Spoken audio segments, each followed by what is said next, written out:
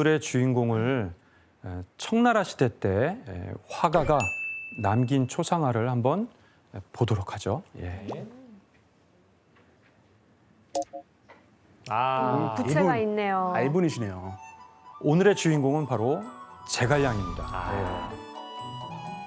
예. 어떤 상황에서도 제갈량이 이 부채를 들고 있으면 평정심을 유지하고 또 냉정하게 모든 일을 다 가능하게끔 만드는 부채가 그를 상징하는 어떤 소품 같은 것이죠. 여러분들은 제갈량에 대해서 어떻게 알고 있나요? 중국인한테 엄청 인기가 많고, 그러니까 또 제가 제일 좋아하는 인물이죠. 그 지혜의 화신, 그 옛날에서 다른 인물들이 다 각각 야점이 있는데 제갈량만 야점 하나도 없는 사람이에요. 신 같은 존재죠. 완벽한 사람. 근데 약간 부채가 트레이드 마크인 거 보면은 똑똑하긴 한데 멘탈이 약한 사람인 것 같아요. 왜요? 그러니까 거짓말 못하는 사람 같은. 얼굴을 숨기려고? 얼굴을 가리려고 들고 다니는. 아니면은 포커페이스를 위해서. 더위를 많이 타는 사람 아닐까요? 더위를 많이 타서 부채를 들을. 그럴 수 있죠. 근데 초나라 원래 날씨가 좀 더우니까 그래서 충분히 부채를 들고 할 수 있을 것 같아요. 더우니까. 그럴싸하네. 네. 제가 느끼기에 제갈공명은 요술을 부린다고 하나? 너무 네. 이렇게 전지전능한 능력이 있는 좀 신비로운 사람 이런 이미지도 있거든요. 그 부채 때문인가? 예, 여러분들의 이야기를 들어보니까 이제 신출귀몰하고 완벽하고 뭐 그런 이미지를 많이 갖는데요. 그런데 사실 우리가 기억하는 이런 제갈량의 모습은 삼국지연의 저자인 바로 나관중이 상당히 많이 이 스토리를 만들었다고 볼 수가 있어요. 그럼 존재했던 사람이긴 한 거죠. 물론입니다. 실망할 일이 없겠죠. 그렇진 않습니다. 실제 제갈량에 대한 냉정한 평가도 역사에 남아 있어요. 한번 규현 씨가 읽어주실까요? 이건 냉정한 평가인가요? 제갈량은 역사상 최고의 승상이라 할 만하다. 그러나 종종 전쟁에서 성공하지 못했던 점은 임기응변과 지략이 그의 장점이 아니기 때문이다. 전쟁 쪽으로는 아예 그냥 접으셨네, 생각. 미리 준비한 건 되는데 순간적인 대처가 잘 안 되셨나 봐요. 순발력. 우리가 알고 있는 제갈량과 좀 다르죠. 하지만 삼국지연의에서 완벽한 이미지로 창조된 그런 제갈량의 모습은 700년 동안 동아시아인들에게 강렬한 인상을 주게 되고 그 자체가 하나의 문화사적 가치로 남게 됐습니다. 그렇다면 이제 삼국지 속의 제갈량은 왜 그렇게 신출귀몰하고 완벽한 모습으로 만들어졌을까요? 그랬을까요? 그래서 이번 시간 만들어진 천재, 책사 바로 그 제갈량 진짜 삼국지 이야기를 한번 얘기해 보도록 할게요. 만들어진 천재라니.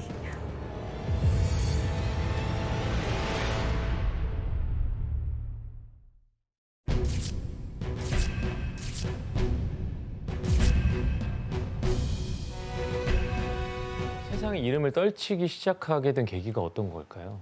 사실은 제갈량은 초야에서 은둔하면서 사실 농사를 지었다고 하지만 이 소문난 천재 제갈량이 어떻게 해서 세상에 나오게 됐을까? 그 부분이 매우 중요하겠죠. 당시 시대상을, 지도를 보면서 그 시대를 한번 보도록 하죠. 지금 보시면 이미 우리는 지난 시간 관도대전을 통해서 이 황하유역의 대부분의 지역을 이미 조조가 차지하고 있다는 것을 확인했었죠.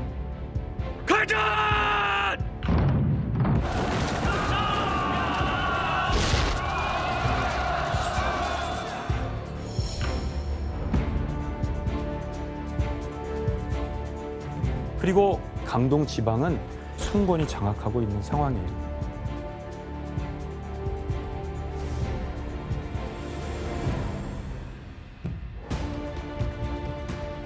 이 왼쪽에 이제 익주 지방은 유장이라는 사람이 또 차지하고 있는 상황이죠.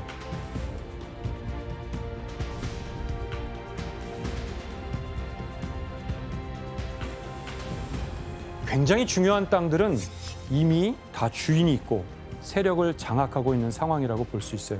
이런 상황에서 유비는 바로 관우장비와 더불어서 이 형주의 북쪽, 바로 이 신야라고 하는 곳에 머무르면서 틈을 엿보면서 은거하고 있었던 상황이라고 할 수 있어요. 언뜻 보면 그 옆에는 천하제일의 장군인 관우와 장비가 있기 때문에 우리는 뭐든지 가능할 것 같지만 훌륭한 장군만 있다고 그래서 바로 천하통일을 이룰 수 없다라는 거는 우리가 여포를 통해서도 확인했었잖아요. 이처럼 유비에게는 유능한 전략가가 매우 필요한 상황이었는데 바로 그런 시기에 한 명사가 유비에게 매우 흥미롭고 의미심장한 이야기를 전하죠. 와룡과 이 봉추 두 사람 가운데 하나만 얻어도 천하는 편안하게 만들 수 있을 것이다. 이런 얘기를 해주는 거예요. 그 말은 두 사람이 굉장히 중요한 능력자라는 걸 말하는 거죠. 와룡 무슨 뜻이죠? 누운 용. 용? 누워 있는 듯 웅크리고 있는 용이니까 곧 펼쳐서 세상에 나갈 잠재력을 갖고 있는 용이라는 거죠. 또 추수할 인물. 네, 봉추. 추는 새인가? 예, 근데 아직 어린 그런 봉황이라는 뜻이에요. 그 중에 바로 제갈량은 와룡 또는 와룡 선생이라고 불렸던 거예요. 그래서 유비는 결심을 하게 됩니다. 바로 와룡 선생을 모시려는 거죠.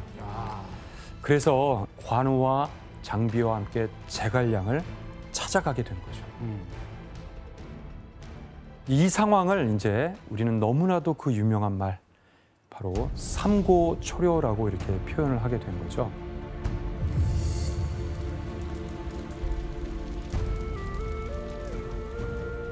근데 물어보니까 제갈량이 산다는 것은 저 깊은 형주에 초가를 짓고 은둔하고 있다라는 것이에요. 사실 멀죠. 굉장히 먼 길을 찾아서 돌아가게 되는데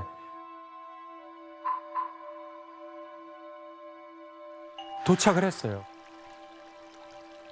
유비가 제갈량 선생이 있는 줄 물었더니 집에 없다는 거예요. 안 계세요. 예, 정말 할 수 없이 유비는 돌아가고 다음을 기약한 다음에 추위가 몰아치던 12월에 눈이 오는 산길을 듣고 또 이번에도 찾아갔는데 또 허탕을 치게 된 거죠. 일부러 피하는 건 아니지. 그리고 이제 세 번째 제갈량을 찾아서 삼형제가 찾아가게 됐는데 어때요? 이번엔 만날 수 있었을까요? 만나야죠. 솔직히 3, 4번인데요. 성공. 그렇게 열심히 했는데. 제갈량 선생님은 계시는가 하고 물었는데 선생님이 계십니다.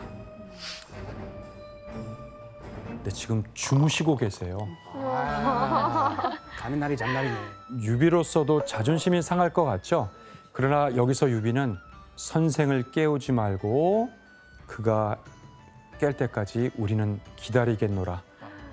밖에서 기다리게 되는 겁니다. 밖에서. 네. 그리고 거의 2시간이 됐는데 드디어 제갈량이 깨어난 거예요. 이 이야기는 정사의 역사에도 나오는 이야기입니다, 사실. 사실이구나.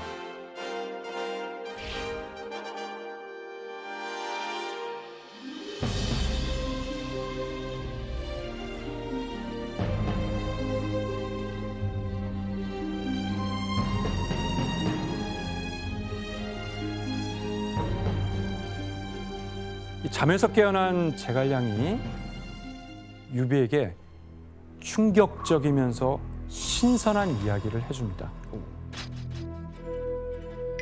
바로 아직 세력도 없고 별 볼 일 없는 유비가 천하를 얻게 될 수 있는 그 계획이었던 거죠. 어떤 내용이었을까요? 뭐지? 전쟁도 아니고.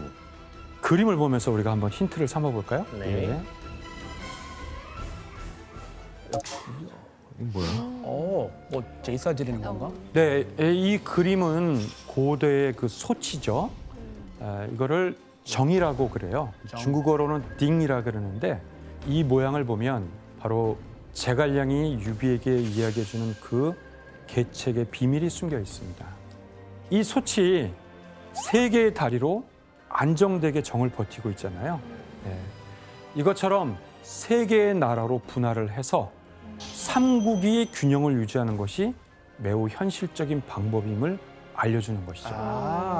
바로 이것이 그 유명한 제갈량의 천하 삼분지계라고 하는 것이에요.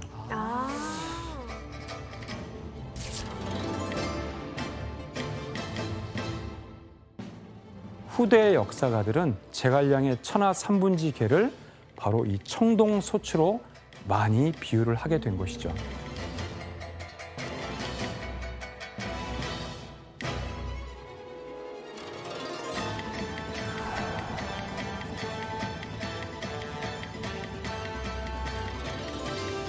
조조하고 대적하기도 쉽지 않고 이미 화북을 다 차지하고 있고 강동에는 손권이 있으니까 바로 이들과 어떻게 현상 유지를 하느냐, 그 뜻을 이루기 위한 첫 번째 방법은 손권과 동맹을 맺어서 강력한 조조로부터 힘의 균형을 이루어야 된다는 것이 제갈량이 생각한 하나의 방법이었어요. 그리고 또 하나, 풍요로운 땅인 형주와 익주 지역을 차지함으로써 현상 유지가 가능하다라고 판단한 거예요. 땅은 제일 크니까요. 그래서 자신의 뜻을 이렇게 유비에게 모두 펼쳐놓은 제갈량은 그 다음에 어떻게 했을까요? 유비가 자기의 군사, 즉 책사가 되어달라고 청을 했거든요. 근데 그걸 거절했습니다. 여기서 바로 오늘의 문제를 내드릴게요. 삼국지연의에서 유비는 군사 책사를 거절하는 제갈량을 설득하기 위해서 어떤 방법을 썼을까요? 설득하기 위해. 없었을까? 책사를 들어와 했는데 안 한 거잖아요. 네. 그것도 3번이나 왔다 갔다 했는데. 아, 정답. 정답? 제갈량 보고 여기서 냅두기가 너무 아까운 인물이야. 우리랑 가자. 야심이 없었지만 야심 좀 심어주면서 그렇게 했을 것 같아요. 저 같으면 마음이 흔들렸을 것 같습니다. 그러나 땡! 정답. 은근 협박. 그러니까 3번 왔다 간 걸 강조하는 거죠. 네, 아, 이렇게 왔다. 네 지금 3번째인데. 인방아 이렇게 왔어. 협박.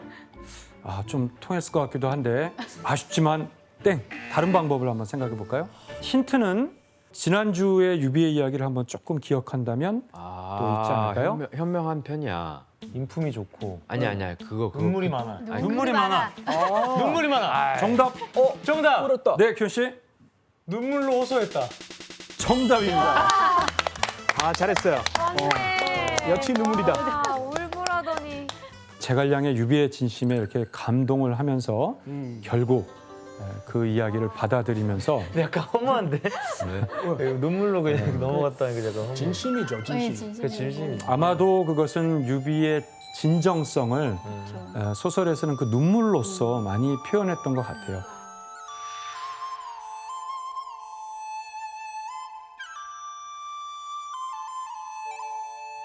당시 제갈량의 나이는 26살, 아, 어리다. 그리고 이미 유비는 46살이 된 무려 20년의 차이가 나는 상황인데 천군만마 얻은 듯 스승처럼 그를 모시면서 함께 천하의 일을 모든 걸 논의했던 그런 모습이죠.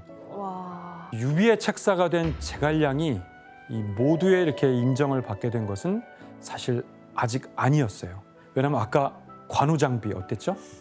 질투. 화가 많이 나 있었어요. 쑥스럽게 봤죠. 예, 관우장비 입장에서는 아직 검증되지 않은 저 실력도 아직 모르는 어린 제갈량을 저렇게 마음을 들여서 막 정성을 다하니까 너무 못마땅한 거죠.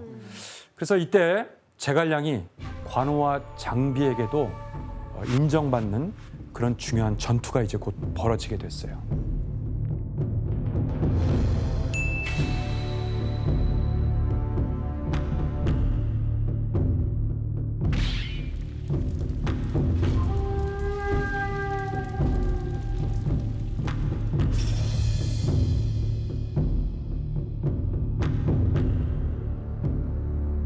지금 조조는 허도를 수도로 해서 이미 황하위역은 장악하고 있고 이제 남쪽으로의 진출을 도모하게 되는 것이죠.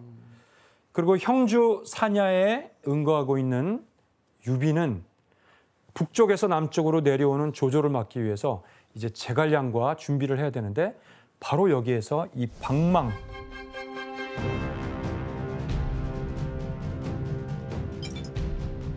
바로 이 지역에서 이제 충돌이 임박하게 된 것이에요. 흔히 방망파라고도 하는데 이 방망에 이제 언덕이 있기 때문에 언덕 파자를 써서 방망파에서 벌어졌던 바로 전쟁이라고 하는 것이죠. 여기서 이제 군대를 준비하고 기다렸어요.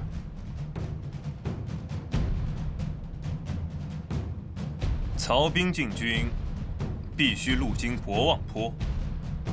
博望其左有山，名曰玉山；其右有陵，名曰安陵。山洼与林间，皆可伏兵。关羽听令。 이제 기록에 의하면 조조가 10만의 대군을 이끌고 이제 남쪽으로 모습이 드러나는데 유비가 준비하고 있는 병사는 불과 3천여 명. 초기에는 유비의 군대가 밀리고 밀리면서 쫓기듯 후퇴를 하게 됐어요.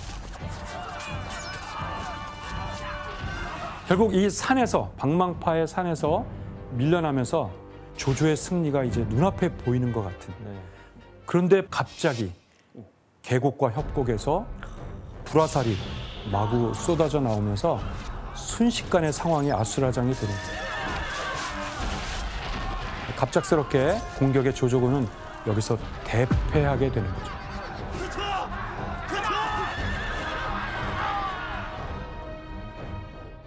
이게 다 제갈량의 어떤 전략이었던 거죠. 적을 산속 깊은 곳으로 유인해서 그리고 매복했다가 그들을 기습하고 특히 화공작전을 통해서 대성공을 거두게 돼요. 이제 방망파 전투 말고도 이제 또 신야에서는 뭐 수공작전을 벌여서 흐르는 물을 막았다가 이걸 터트려서 수공을 이용해가지고 한꺼번에 조조군을 몰아냈다라든가. 물의 힘으로. 그렇죠. 능력자. 그런 제갈량의 책략으로 유비군이 이제 연승을 하게 되는 거죠. 예. 그러자 이 관우와 장비도 이 젊은 사람을 이제 능력을 인정하게 된 거죠. 정말 대단한 전략가네. 전략가고 책사구나. 그런데 사실 역사에는 이 방망파 전투는 제갈량의 역할은 기록되지 않았어요. 기록되지 않았어요. 진짜요? 그럼 안 되는데? 실망인데? 예, 사실은 역사 기록에서 방망파 전투가 벌어졌던 그 시기랑 유비가 삼고초려를 통해서 제갈량을 모시게 된 그 시기가 사실 시기가 좀 안 맞아요. 예, 사실은 역사 기록에는 이 방망파 전투에 공을 세우고 전략을 짠 사람은 서서인가? 유비예요. 유비예요? 유비로 나와 있기 때문에 그리고 신야에 관련된 것도 신야 전투도 신야에 주둔한 것은 사실인데 구체적인 전쟁에 대한 이야기는 정사 기록에는 없어요.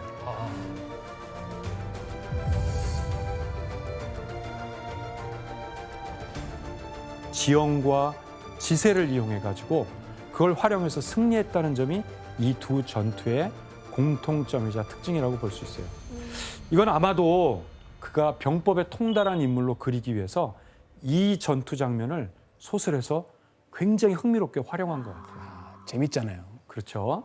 예, 이렇게 제갈량의 지략으로 유비 군에게 밀린 조조는 단단히 이제 준비를 하고 이제 완전히 형주와 강동 지방의 정복을 꿈꾸게 되는데 대규모 군대를 움직이기 시작했어요.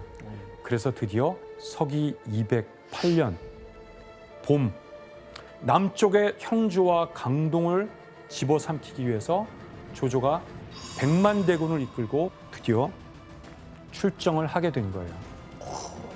100만. 형주는 지리적 요충지이기도 하고 천하 통일을 위해서는 반드시 조조가 차지해야 되는 그런 전략적인 땅이라고 생각했어요.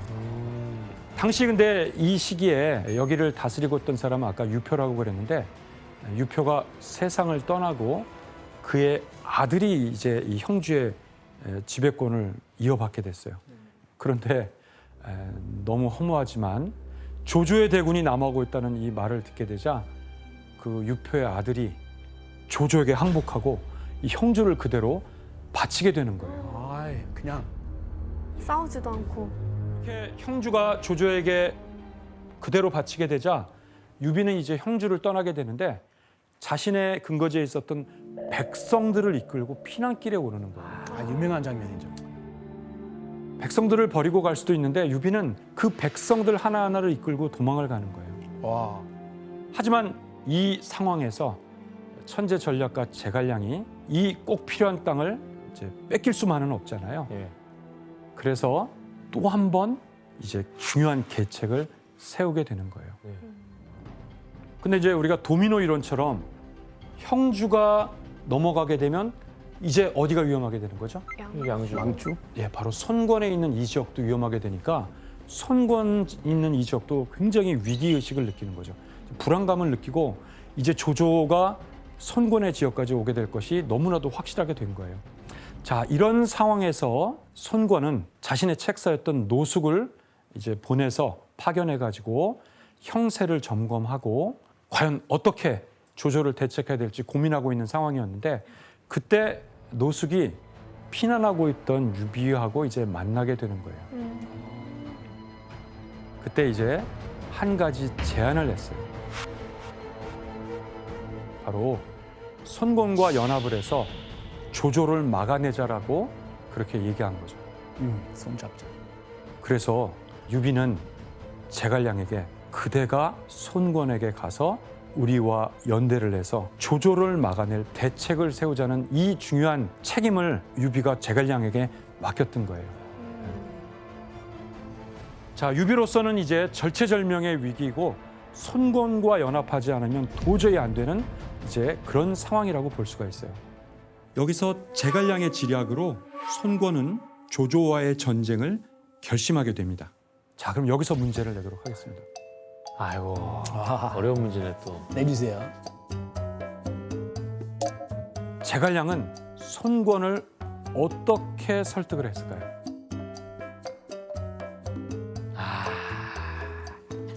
힌트 없어요? 힌트. 제갈량은 고도의 심리를 잘 활용했던 사람이었어요. 그럼 약간 정답? 네, 은전 씨. 이건 내가 너에게 뭔가 팁을 주겠지만 이건 다 너를 위한 거지 유비를 위한 게 아니다. 내가 너 생각해서 하는 얘기인데 그런 거지요. 너 혼자 힘으로 당할 수가 없다. 없어. 하지만 난 내가 너한테 팁을 주지만 이건 유비를 위한 게 아니라 너를 위한 거다. 상당히 근접했습니다. 정확하진 않지만 그래요? 상당히 가까운 이야기라고 할 수 있습니다. 역시 원영 천재야. 정답 언변이라고 네. 하셨지만 언변 말고도 다른 몸에서 나오는 거 혹시 가능할까요? 아 요거요. 눈물 또? 네. 대성 통곡하면서 원래 눈물 잘 안 흘리는 분이지만 눈물 흘리면 유비의 그만큼 눈물이 설득력이 있다. 영향력이 컸던 것 같습니다. 네, 아쉽지만 땡입니다. 또 하나 힌트를 주면 저 같으면 손권에게 반드시 우리는 연합해서 맞서야 됩니다라고 얘기할 것 같아요. 근데 제갈량은 그렇지 않았는데 일종의 밀당을 했어요. 밀당. 정답. 네, 규현 씨. 너는 분명히 조조한테 질 거야. 그건 너무 자극인데? 그러니까요. 굉장한 밀당인데? 너가 조조한테 질 거야. 그럼 내가 조조 싸우기 전에 너부터 죽여야겠다. 이렇게 되지 않을까? 이게 아니라 이제 당연히 질 거라고 얘기를 해서 약간 왜 너무 오히려 손권의 자존심을 건드는 거 그러니까 아닐까요? 너무 도발 아니야? 맞는 것 같은데? 흘렸어? 정답입니다. 역시 삼국지 덕후. 오, 네, 정답은 손권의 자존심을 건드리게 됩니다. 오. 유비가 좋네요. 제갈량을 보냈는데 손권이 이제 망설여요. 아직 결정을 못 내렸던 거죠. 근데 제갈량이 손권에게 이런 말을 합니다. 강동의 힘을 기울여서 중원의 조조와 싸울 자신이 있으시면 즉시 조조와 관계를 아예 끊으십시오. 근데 만약 그럴 용기가 없으시다면 아예 병력을 철수하고 항복하지 그러세요. 항복하시라고 이렇게 얘기를 합니다. 그러니까 자존심이 상하죠. 근데 손권이 그래서 그대의 주군인 유비라면 어떻게 하겠는가? 그 물어봐요. 그랬더니 제갈량이 유비에 대해서 뭐라고 그랬을까요? 유비는 한 황실의 후손으로서 그의 인덕은 세상에 비할 바가 없는 사람입니다. 그런데 어찌 이 조그만 일에 굴복할 수가 있겠습니까? 이렇게 얘기를 하는 거예요. 조조에게. 네, 정말로 그 자존감에 어떤 상처를 줬던 거죠. 와, 근데 저 살아는 판을 걸은 거잖아요, 사실. 사실은 그것은 모험일지도 모르지만 제갈량은 오히려 상대적인 약소국과 강대국의 열등감과 자존심을 교묘하게 이용을 해가지고 손권을 오히려 자존감을 건드려서 항복하지 않고 항전하며 싸우리라라는 그 결정을 내리도록 하게 되고 바로 유비와 연합을 맺게 됩니다.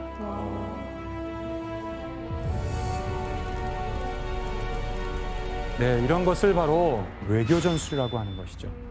예, 바로 그의 능력이 빛을 발하는 순간인데 조조의 100만 대군하고 맞서 싸우자는 어떻게 보면 좀 무리한 전쟁에 손권을 이렇게 끌어들이는 건데 그럼에도 불구하고 그 안에는 조조와 손권 두 강대국이 이 전쟁에 참여함으로써 두 나라의 국력을 소진시킬 수 있는 그런 복합적인 계략을 생각해낸 거예요. 이렇게 해서 연합을 하게 되는데 바로 이때 삼국지의 또 한 명의 영웅이 등장하게 되는데 바로 남쪽 명문가 출신이고 또 손권이 어릴 때부터 같이 성장하면서 가장 믿고 의지했던 사람이 바로 강동의 영웅이자 당시 군 책임자였던 도도, 바로 제갈량만큼 훌륭한 인재이고 역사에 기록되어 있는 인물 바로 주유라는 사람입니다. 주유. 최고의 군사 책임을 맡고 있던 사람이죠. 정사 역사에는 이 주유에 대해서 상당히 성격이 쾌활하고 도량이 넓고 그리고 음악에 대한 조예가 깊고 외모도 멋져서 당시 남쪽 사람들은 주유를 주랑이라고 이렇게 불렀는 랑이라는 말은 주량. 예, 사나이 남자들에게 부르는 표현인데 주랑 이것은 당시 강동에서 가장 인기 있는 청년. 요즘으로 비하면 뭐가 좋을까요? 국민 오빠? 지원이 형이면 지랑이네요. 지랑. 지랑이? 조랑이죠. 여러분들은 이 주유에 대해서 혹시 어떻게 알고 계신가요? 그 적벽대전이란 영화 보면은 아, 그 제갈량이랑 주유랑 서로 신경전을 벌이는데 그 신경전을 말로 하는 게 아니라 가야금 연주를 통해서 서로의 마음을 확인하는 그런 장면을 본 적이 있어요. 네, 여러분들이 이제 주유에 대해서도 상당히 알고 있는데요. 결국 제갈량이 손권의 자존심을 건드려서 연합을 하기로 하는데 제갈량이 주유도 설득을 좀 해야 될 필요가 있잖아요. 그래서 주유하고 전쟁을 할 것인가 말 것인가라는 중요한 그 모멘트에서 영화에서는 이 두 사람의 대화를 아주 음악으로 이렇게 표현을 했어요. 단순히 음악을 연주하는 게 아니라 그 음악을 연주하게 되면 상대방은 저 음악이 어떤 음악인지를 무슨 곡목인지를 알아야 되고 음악의 주제가 뭔지를 알아야 되는 거예요. 그러면 상대방은 거기에 답가 형식으로 자신의 대답을 또 다른 음악을 통해 연주함으로써 무언의 음악을 통한 대화를 나누는 거죠. 진짜 딱 교양인들끼리의 대화네요. 그렇죠. 당시의 고급 사대부들의 문화에는 그래도 가야금 정도는 연주하고 그 음악에 대해서 굉장히 어느 정도 조예가 있어야 되는데 정사에는 특히 주유가 음악에 아주 이해가 높았다라는 것이 또 유명하기도 해요. 결국 그 음악의 대화에서 주유도 전쟁을 하기로 결정을 내리게 되는 거죠. 이제 주유는 설득하기 위해서 온 이 제갈량이라는 인물에 대해서 상당히 주목해서 보게 돼요. 왜냐하면 그가 자신들에게 적이 된다면 어떤 후환이 될까 이런 것들을 굉장히 고민하게 되면서 바로 주유는 제갈량을 제거할 계획을 계속 마음속에 갖게 된 거예요. 이 제갈량은 손권과의 연합을 이용하면서 뛰어난 심리전과 외교술을 성사시켰는데요. 이제 100만 대군을 이끌고 오는 조조와 또 유비와 손권의 연합군의 대결, 이게 이제 역사의 성사가 된 거예요. 그리고 이 대결이 이루어진 곳이 바로 장강에 있는 적벽이라고 하는 곳. 적벽. 바로 그래서 세계 전쟁사에 길이 남는 바로 삼국지 최고의 전투, 삼국지 최대의 분수령이라고도 하는 적벽대전의 서막이 오르게 되었던 것이죠.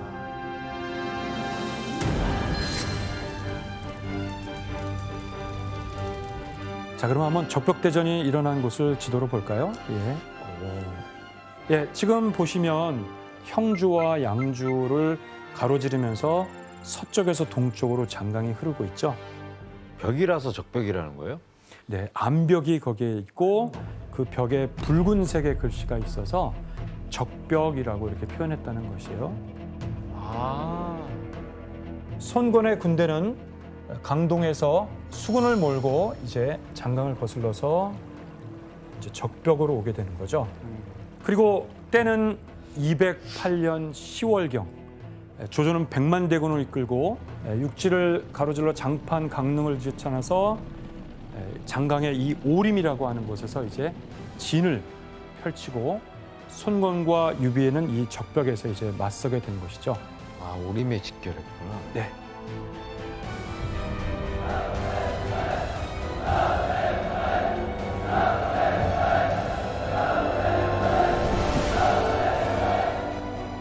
이제 두 군이 대치하는 상황에서 전면적인 전쟁도 벌어지겠지만 그 전에 바로 속고 속이는 책략들이 오고 가고 첩자들이 오고 가면서 많은 계략들이 여기서 벌어지게 돼요.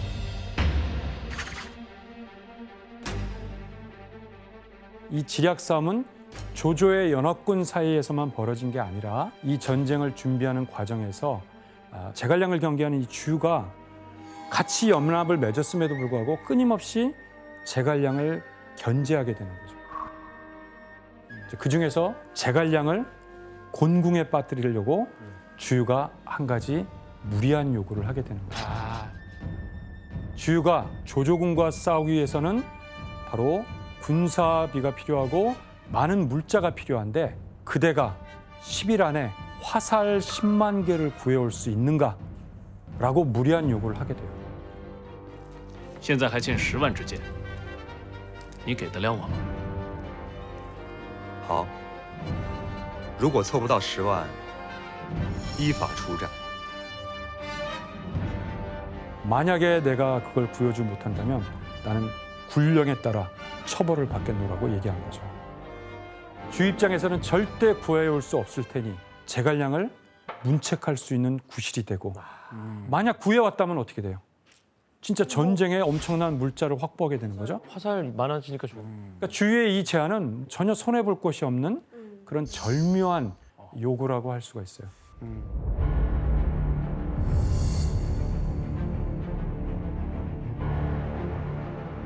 그런데 정말 사흘이 지난 어느 날 제갈량은 여유 있게 장강에 20척의 배를 들이우면서 조조의 진영을 향해 떠납니다. 조조의 진영에서는 화들짝 놀라게 되면서 화살을 이제 날리게 됩니다. 그리고 그 화살은 그대로 제갈량의 배 위에 준비한 볏짚에 빼곡히 박히게 됐습니다. 제갈량은 그렇게 가만히 앉아서 10만 개의 화살을 마련하게 된 겁니다. 여기서 문제를 낼게요. 여기서 문제가 또 있어요? 삼국지 연의에서 제갈량은 어떻게 배에 실린 볏짚을 조조군에게 들키지 않으면서 화살을 빼앗아 올 수 있었을까요? 정답. 네, 은지원 씨? 그러니까 볏짚을 일일이 그 병사처럼 만드는 거죠. 허수아비처럼.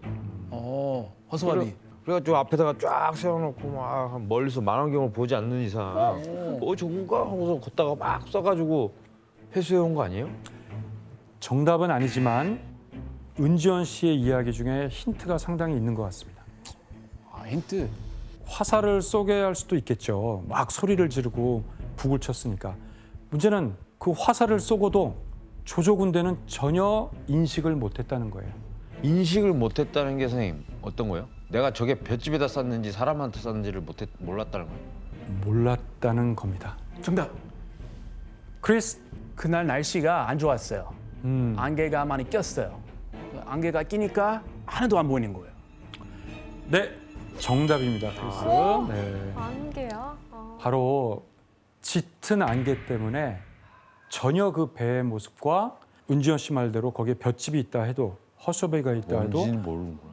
파악을 할 수는 없었다는 거죠. 근데 그날 짙은 안개 낄지 또 어떻게 알았을까요? 바로 그것이 제갈량의 신출 귀모란 부분이겠죠. 말도 안 돼. 한번 우리 영화 속에서 그 장면을 볼까요? 네.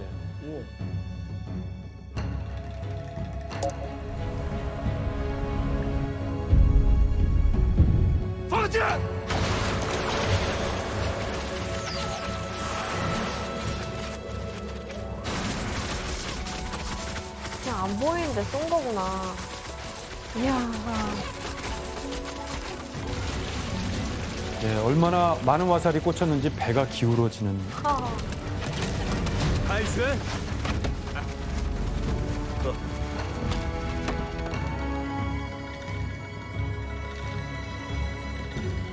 야, 보급 제대로 받고 왔네. 진짜 똑똑한 것 같아요. 제갈공명의 그 재치가 와. 그러니까 제갈량이 주유에게 사흘 후에 가능하다고 말한 이유도 바로 사흘 후에 장강 적벽 부근에 안개가 짙게 낀다는 것을 제갈량은 미리 예상할 수 있었다라고 볼 수가 있겠어요.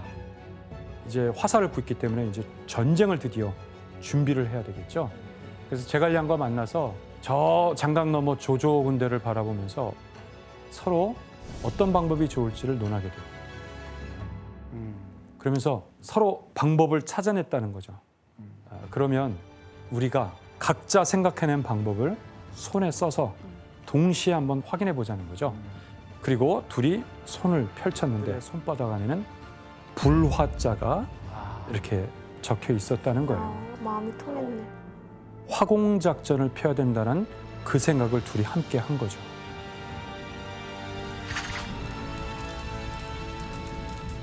이제 드디어 결전의 날은 거의 다가왔어요. 조조는 10만 개의 화살을 잃었다는 얘기도 듣고 이성을 잃을 정도로 이제 화가 치밀어 오르면서 손권의 연합군에게 첩자를 몰래 보냅니다.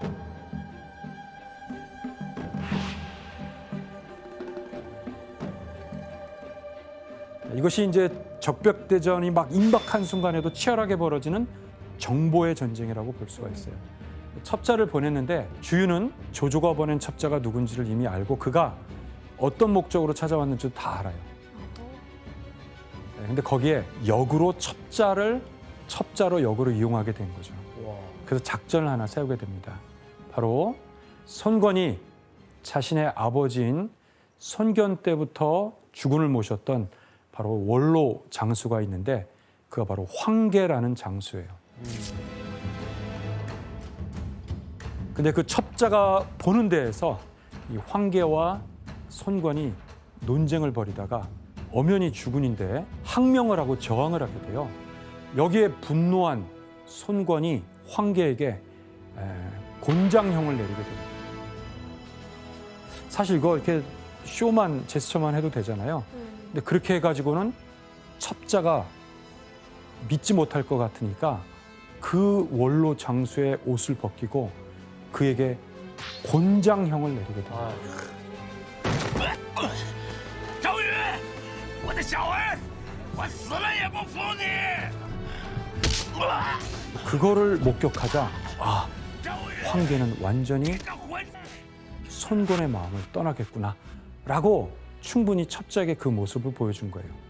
그리고 아니나 다를까 황계는 배신을 하고 조조에게 투항하겠다는 뜻을 보내옵니다.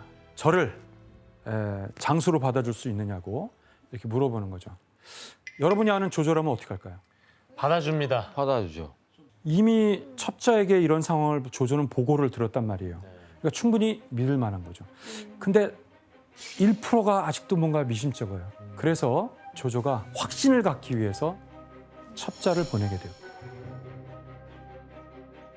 이번에 주유는 조조의 첩자를 이번엔 또 어떻게 했을까요? 어떻게 했을까요? 이번엔 그 첩자를 외딴 곳으로 보내게 됐는데 거기서 그 첩자가 아주 심상치 않은 사람을 만나게 한 거죠, 일부러. 특별한 사람. 그 사람이 와룡과 봉추 선생 중에 한 사람만 얻으면 천하를 얻는다는 그 봉추, 바로 방통이었던 것이에요.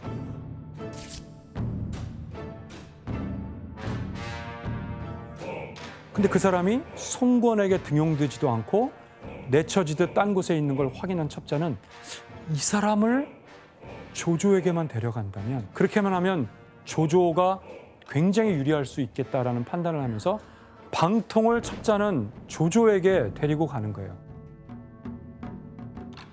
이 사람이 바로 그 유명한 방통입니다. 하면서 조조군을 도와달라고 했죠. 근데 방통이 조조의 진영을 이렇게 유심히 봐요. 그러면서 이래 가지고는 수전에서 이길 수가 없습니다. 대부분 수군에 약하기 때문에 막 배멀미를 하고 막 힘들어하는 거예요. 마침 조조 군대는 이 지역에 왔을 때 전염병도 그때 퍼지고 매우 힘들어했었어요. 방통이 제안을 합니다. 아니 왜 이렇게 배멀미가 들도록 힘들게 이러시냐? 그 배들을 마치 육지처럼 만들면 되는데. 그렇게 배마다 사슬을 엮어 흔들리지 않게 하자니 조조는 무릎을 치면서 그 방법을 사용하게 되는 거죠. 그리고 이후 조조군의 진영은 안정을 찾게 됩니다. 그런데 이것은 치명적인 약점이 있죠. 화공작전에 치명적으로 약한 거예요. 진짜 위험하죠. 그 번지니까 불이. 근데 주유가 한 가지 중요한 사실을 빠뜨리고 있었어요. 화공에 절대적으로 필요한 것, 바로 바람이었던 것이죠. 아, 바람이 없어요 또? 네. 공격 뭐 그림을 보면 불을 이용해서 이기려면은 불의 방향이 어디로 가야 되는 거예요? 뒤에서 일로. 이쪽. 그렇죠. 이 불이 조조의 진영으로 가야 네. 삽시간에 불이 번질 텐데, 그러기 위해서는 바로 동남풍의 바람이 필요한 거죠. 근데 당시 이 시기 바람의 방향은 전혀 다르게 북서풍. 바로 손권의 부대 쪽으로 바람이 부는 이상, 그러니까 그렇게 한들 화공작전을 핀들 성공할 수가 없기 때문에 주유는 정말 머리가 쥐가 나도록 고민을 하고 있었던 거죠. 바로 이때 오늘의 주인공, 바로 제갈량이 또 솔루션을 제공하게 되는 거예요. 저 멀리서 이렇게 부채질하면서 오는 거 아니에요? 바람을 일으키면서. 이거는 드래곤볼이 아니에요. 드래곤볼이 아니에요. 진짜 그 신박하다. 파초선 뭐 있잖아요. 그러니까 드래곤볼이 아니라고요. 삼국지연의에서는 이렇게 전개가 돼요. 제갈량이 제단을 높게 쌉니다. 칠성단이라고 하는 제단을 쌓고 하늘에 바람을 위해서 제사를 올리겠다는 거예요. 그리고 드디어 제갈량이 동남풍의 바람을 일으키겠다는 약속한 날, 황계는 조조에게 긴급하게 이제 당신의 진영으로 내가 이제 투항하러 간다, 이렇게 해서 가겠다고 뜻을 전하는 거죠. 그리고 조조군에 미리 항복 선언까지 했던 황계는 사실 그 배에 불을 붙일 준비를 다 하고서 맹렬하게 이제 조조의 진영으로 가게 되는데,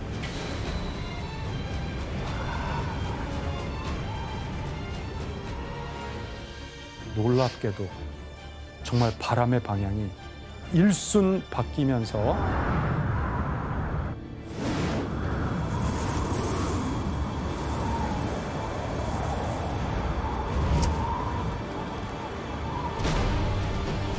조조의 진영을 향하여 동남풍이 부는 거예요. 와, 정말 영화 같다. 그렇지. 그리고 그 다음에 곧 불을 붙인 황계의 배가 동남풍을 따라 조조의 진영으로 돌진해 오게 되면서 본격적인 전투가 시작됩니다. 사슬로 연결된 조조군의 배엔 순식간에 불길이 번졌고, 육지와 물에서는 동시에 유비와 손권군이 매섭게 공격을 했어요.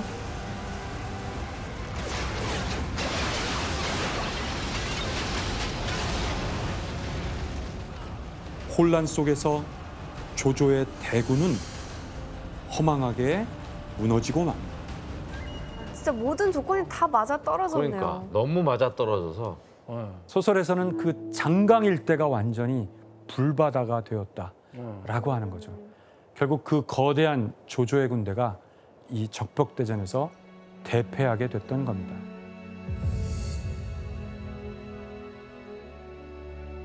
근데 사실 정사에서는 실제로 적벽대전의 이 화공작전 이걸 제안했던 사람은 바로 강동의 장군인 황계였었어요.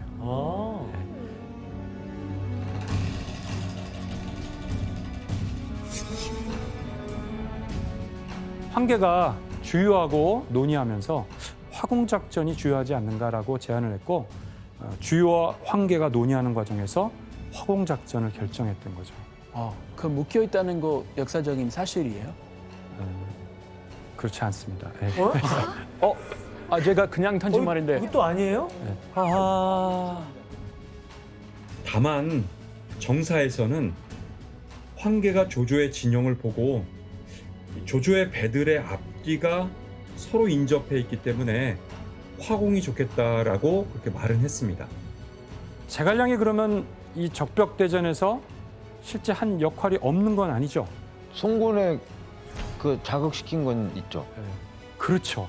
제갈량이 했던 활약을 역사에서 실제 전투 장면에서 활약한 건 기록되어 있지 않아요. 이 적벽대전에서 그를 그렇게 신출귀몰한 그의 활약상을 보여준 그 의미는 어떤 의미가 있었을까요? 되게 신적으로 묘사를 하고 싶었던 것 같아요. 바로 그런 점이 있는데 전쟁의 관건은 뭔지를 그 모든 것들을 자세히 보여주는 것이 적벽대전이라고 볼 수 있어요. 제갈량이 날씨를 이용해서 화살을 얻어오고 또 바람의 방향을 바꾸는 이런 것들을 정확히 예측해서 하늘을 읽을 줄 아는 그런 뛰어난 병법가의 모습을 보여준 거예요. 이렇게 고대부터 천문을 읽는 것, 이것은 사대부 계층의 매우 중요한 정보이고 또 교양이라고 할 수 있어요. 그리고 나중엔 이게 일종의 매뉴얼로 만들어지게 돼요. 책자로 만들어지게 돼서 제갈량 같은 사람이 별자리의 운행을 보고 하늘을 본다는 건 사실은 전혀 이상한 건 아니죠. 그러니까 뭔가 그 제갈량이 허무맹랑한 요술을 부렸다가 아니라 기상학, 천문학에 능한 사람이었다 이렇게 해석을 하면 되겠네요. 충분히 그럴 수 있다는 거죠. 그렇다면 실제 적벽대전은 역사에서 어떻게 기록되어 있을까요? 주유가 정보를 보내서 유비와 힘을 합쳐 조조와 맞서 적벽에서 조우하였다. 그때 조조의 군대에는 이미 질병이 퍼져 있어서 처음 교전하자 조조의 군대가 패퇴하여 강북으로 후퇴하였다. 조금 들어보니까 맥이 빠지지 않습니까? 그냥 질병 아파갖고 뒤로 물러난 거네요. 네. 저것보다는 그러면 연기가 좀 재밌네요. 그러면 잘 만들었네. 소설이잖아요. 어쨌든 결과적으로 이 전쟁 이후에 삼국 분할이 실제 이루어진 거죠. 근데 그러다 보니까 이 적벽대전은 삼국 분할에 있어서 가장 중요한 역할을 했던 전쟁인 것은 또 사실이에요. 그래서 연희에서는 이 적벽대전 이후와 이전의 역사가 완전히 다른 방향으로 흘러갔기 때문에 비록 정말 저렇게 격렬한 전쟁인지는 모르지만 이것을 너무 중요한 전환점이 됐던 이야기로 훨씬 드라마틱한 이야기로 전개를 했다라고 볼 수가 있겠어요. 뭔가 이렇게 터닝 포인트로 만든 거네요. 그렇습니다. 예. 그리고 천하통일을 앞둔 조조로서는 이 전쟁에서 패하고 돌아가면서 사실 당분간 천하통일은 유보하게 되고 이제 역사는 본격적으로 삼국이 나누어지게 되는 바로 삼국시대로 이제 전개가 되었다라고 할 수가 있겠어요. 천하가 세 개로 나눠진 다음에 이제 역사는 어떻게 진행이 되었을까요? 사실 이 적벽대전이 벌어지고 선건과 조조를 중심으로 싸움이 일어났는데 가장 이익을 받은 사람은 누구죠? 유비죠. 그렇죠. 사실 이 전쟁으로 최대 수혜자가 된 것은 바로 유비였습니다. 유비는 제갈량의 전략에 따라서 형주에 이어서 익주의 땅까지 차지하게 되면서 그의 정치 인생의 전성기를 이제 맞게 되는 거예요.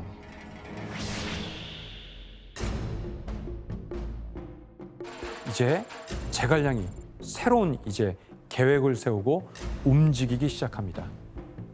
바로 그 기세를 몰아서 이제 관우가 선봉장이 돼서 북쪽 땅을 차지하기 위해서 조조와 이제 일전을 벌이는 그런 상황이 됩니다.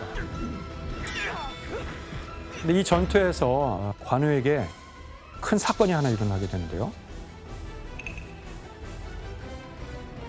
이 전쟁에서 관운장이 독화살을 맞아서 굉장히 그 팔에 부상을 입게 되는 거죠.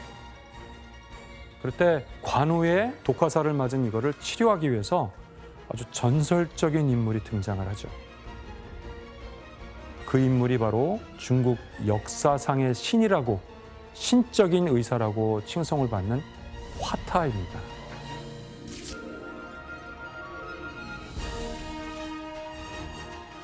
하타. 뭐 그림을 볼까요? 아, 유명한 사건.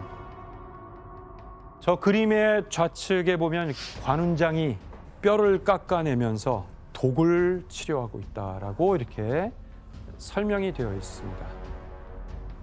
손에 칼을 들고 관운장의 오른팔을 살을 째고 네, 이걸 벌리고 네. 그 당시에 마취술이 있었겠어요? 마취도 없이. 네, 그러니까 엄청난 고통을 수반하는데 이 삼국지연의에서는 관운장은 치료받으면서 한마디의 비명도 지르지 않고 술을 마시며 오히려 바둑을 두었다라는 것이죠. 호. 그렇게 수술이 끝나자 관우가 화타에게 그대는 진정한 신의이오 이렇게 얘기를 했는데 화타는 관운장에게 뭐라고 얘기했을까요? 그대야말로 진정한 무신이다라고 신이라고 서로 둘이 대화를 나눈 거예요. 그러니까 신과 신의 만남이 이 장면에서 있었던 거죠. 와 수술 중에 음주를. 원래 절대 그 출혈에는 예, 술 먹지 염증이 계속 네. 발휘돼서 큰일 나는 큰일 나는 시술이죠. 행동이죠.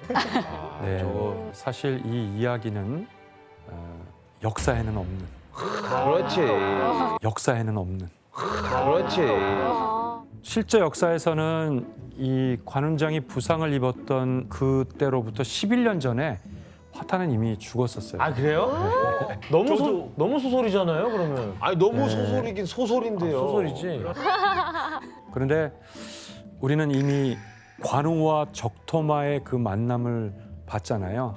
그처럼 나관중은 당대의 최고의 많은 사람들에게 회자되는 명마, 명의 이런 사람들을 관우하고 조우함으로써 가장 극적인 그 만남으로 이끌어갔던 것 같아요. 그래서 이 관운장의 치료도 화타가 한 것처럼 함으로써 이 장면을 더욱더 유명하게 만든 거죠. 근데 이 관우가 이렇게 부상을 입고 또 그 이후로 이제 제갈량이 천하통일의 그런 계획들이 원래 뜻과는 다르게 점점 이제 다른 방향으로 흘러가게 되는 건데 조조가 뜻밖의 연합을 맺으면서 유비를 위협하게 돼요. 바로 불과 몇 년 전에 조조를 상대로 손권과 유비가 연합했었는데 이제 반대로 조조와 손권이 손을 잡으면서 연합을 하게 되는 거예요. 왜냐하면 손권은 형주 땅이 또 필요했던 거예요. 네. 그래서 유비와 함께 조조를 공격하던 손권이 이제 조조와 함께 유비의 군대를 공격하게 되는 이런 상황이 된 거죠. 어떻게 보면 촉하는 삼국 분할로 인해서 최대 수혜자지만 이제 또 위기에 직면하게 된 거라고 볼 수 있어요. 이 조조와 손권의 거센 연합군이 이제 공격하게 되고 이것을 진두지휘하면서 막았던 사람이 바로 관우였던 거죠. 그러면서 관우는 형주까지 뺏기고 손권에게 결국 붙잡히게 되는 그런 상황을 맞게 됐어요. 이렇게 유비의 의형제이자 충신이던 이 관우가 219년 12월 그의 나이 58세 때 생을 마감하게 됩니다.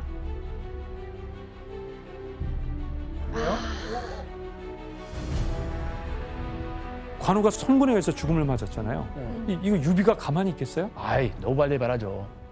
손권은 조조가 흠모하다는 점을 역으로 이용해서 바로 관운장의 시신을 조조에게 보내서 불동의 씨를 토스에서 포호등에서 그쪽으로 보내버린 겁니다. 관우의 시체를 조조한테 보낸다고요?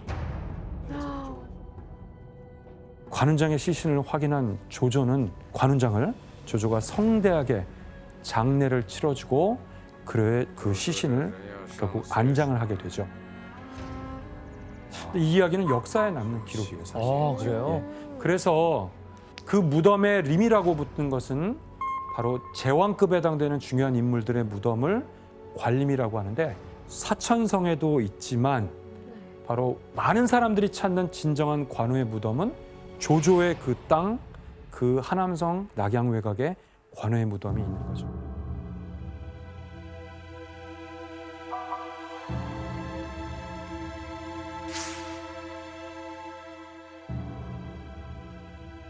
그런데 관우가 죽고 불과 한 달 만에 천하의 쟁패를 하고 천하의 주인공이 되고 싶었던 그 정치가 조조가 바로 한 달 후에 생을 마감하게 됩니다.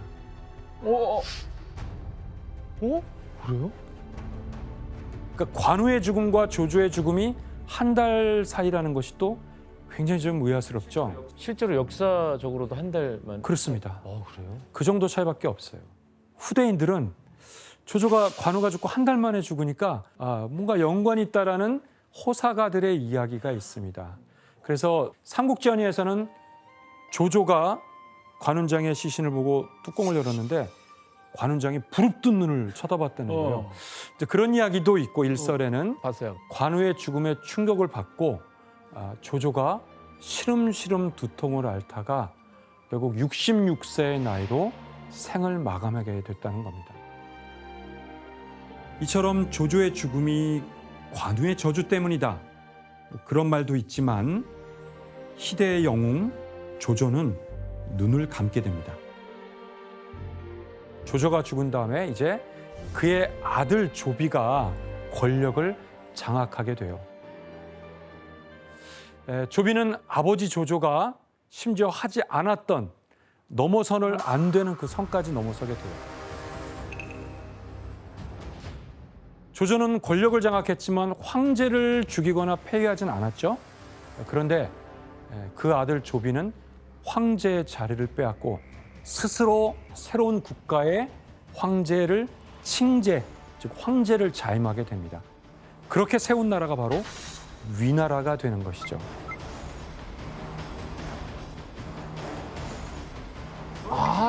진짜요? 그런데 제갈량으로서는 이 상황을 받아들일 수가 없어요. 그래서 제갈량은 군주께서도 새로운 나라를 세우고 황제가 될 것을 간언하게 되고, 드디어 유비는 촉한을 이제 건설하고 바로 그 황제가 된 것이죠.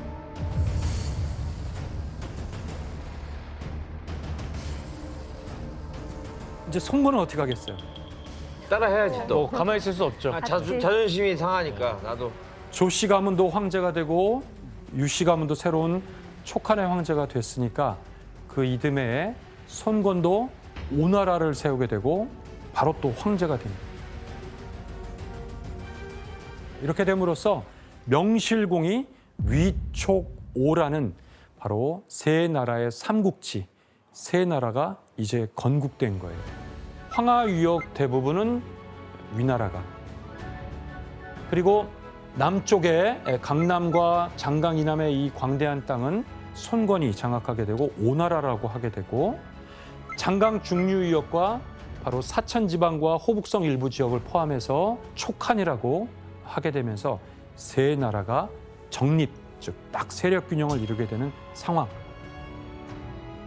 바로 제갈량이 계획하고 예측했던 바로 천하 삼분지계가 비로소 완성이 된 것이라고 볼 수 있어요.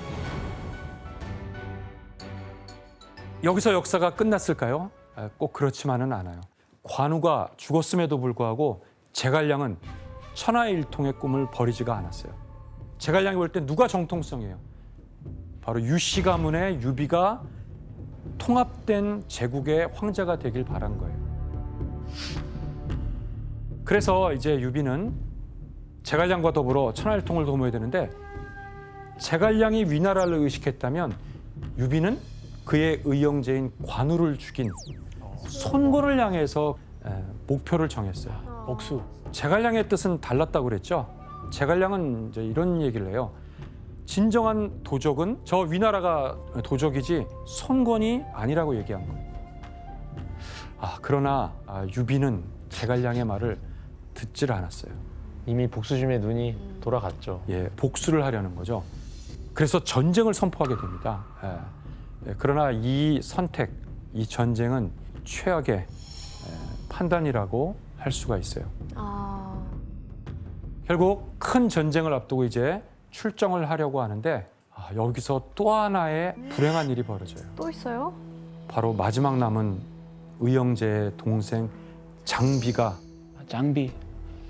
또 술을 마시고 부하들을 혹독하게 다루다가 결국 폭력을 휘두르게 되는데 이 앙심을 품었던 부하들이 장비를 죽이게 됩니다. 아이고.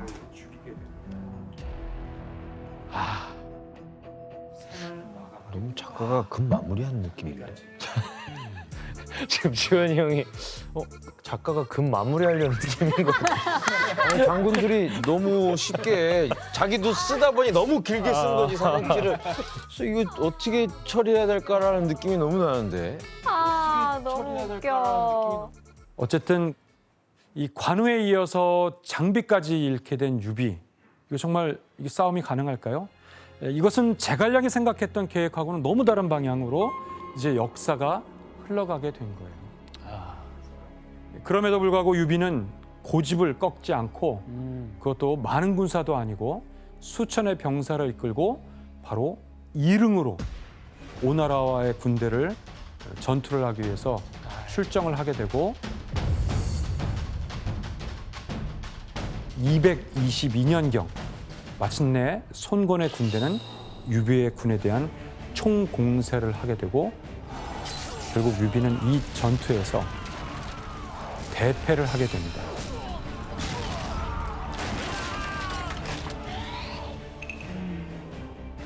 최후의 어떤 전투라고 볼 수 있는 이 이릉 전투에서 참패한 다음에 유비는 겨우 목숨을 건지고 백제성으로 막 도망을 치게 돼요. 근데 그럼 그 이릉 전투에서는 혼자 싸워야 되는데 그럼 제갈량이 안 도와준 거예요? 너무 유비가 급하게 오나라 공격에 집착하다 보니까 당시 제갈량은 다른 곳에 있었어요.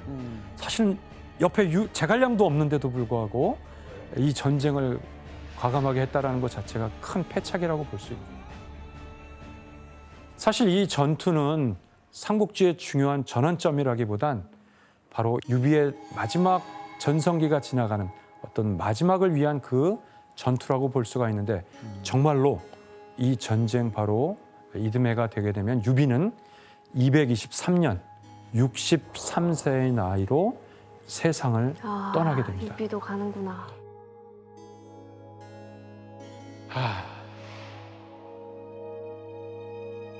그런데 여기서 문제를 하나 낼게요. 여기서? 오케이. 유비가 제갈량에게 남긴 유언은 어떤 내용이었을까요? 알 것 같은데 이거. 네, 동영 씨. 자네가 내 아들 잘 보조해라. 만약에 진짜 내 아들 무너하면 그 황제 자리에 내려놓고 자네가 황제가 되라. 나 이건 것 같아. 정확한 정답입니다. 정확한 정답입니다. 역시 오늘 그러니까 계속 지켜보고 계셨던 거예요, 저희가. 유비가 남긴 그 유언에서 아들에게 남긴 유언은 너는 제갈량을 친아버지라 생각하고 그의 말을 경청하고 따르라. 그리고 제갈량에게 남긴 이야기는 그대가 보기에 내 아들의 능력이 부족하다면 그대가 이 촉한을 취하라. 우와. 승상인 제갈량에게 그런 부탁까지 사실은 남기게 됐어요. 감동적이네요. 제갈량은 이 어리고 유약했던 바로 유비의 아들 유선을 대신해서 총나라를 진두지휘하면서 총나라의 발전을 도모하게 됩니다. 특히 이 제갈량이 어린 황제에게 직접 군대를 이끌고 떠나면서 제갈량 본인의 생각과 포부를 담은 그 유명한 천하의 명문을 써서 올리게 됩니다. 그 이제 북벌에 나서기 전에 그가 직접 썼던 아주 그 글이었던 것이 출사표였던 거죠.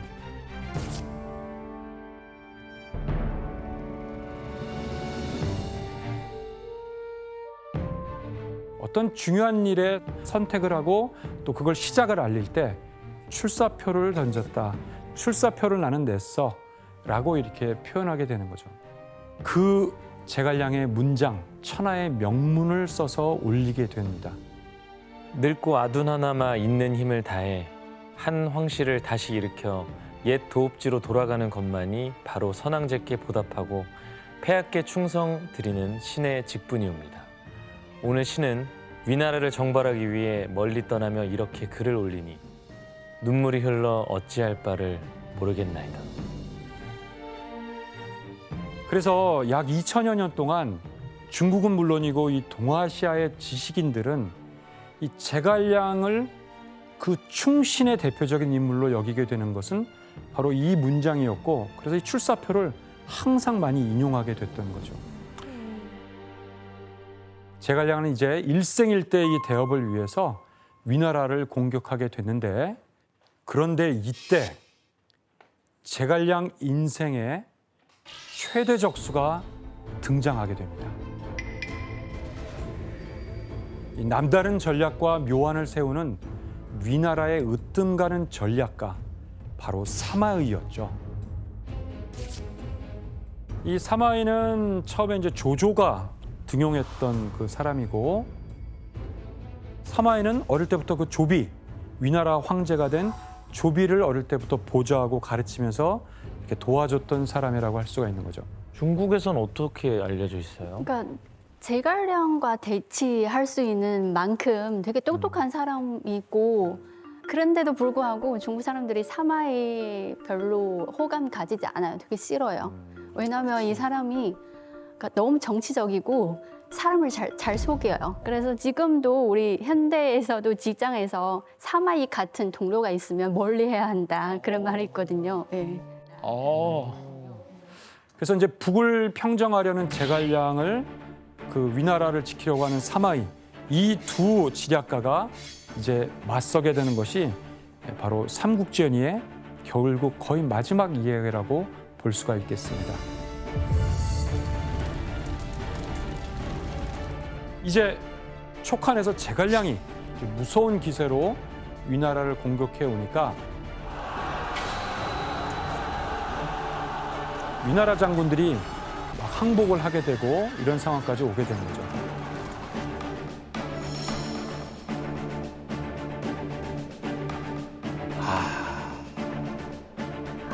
북을 평정하려는 제갈량을 사마이가 대군을 이끌고 이제 오게 돼요. 근데 제갈량은 그 대군과 사실 싸울 의도가 없어요. 왜냐하면 너무 대군이라.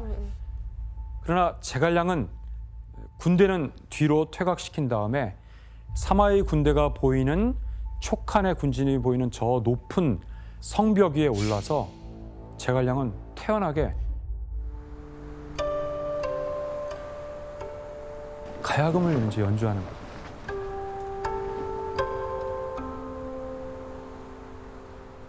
그리고 막 성문도 열어놨잖아요. 열어놓고. 네. 활짝 열어놨어. 그러니까 지금 우리는 무방비다. 그리고 난 뭔가 지금 여유롭다. 근데 섬뜩하긴 할 것 같아요. 사마이는 뭔가 또 이거 꾀가 그치, 있는 그치. 거다. 이거 매복한 사람들이 있을 거다. 이렇게 생각하고 선뜻 못 들어갈 도망갔대요. 것 같긴 해요. 네, 그래서 지금 얘기하신 대로 제갈량의 전략이라면 이제 사마이는 분명 제갈량이 이렇게 덫을 두고 이걸 통해 쳐들어오게 되면 함정을 놓을 거라고 사마이가 생각할 거라고 이제 예상을 하는 거죠. 그렇게 착각하도록 하고 군을 이제 돌려놓은 거예요. 그래서 사마이는 제갈량과의 전투에서 주로 계속 수비를 주로 해요. 왜냐하면 함부로 공격했다가 제갈량에게 당할 거를 예상하기 때문에 계속 수비를 하고 나아가서 싸우지 않는 전략을 계속 고집하는 거죠. 그런 상황에서 이제 제갈량의 북벌은 이제 어떻게 됐을까요?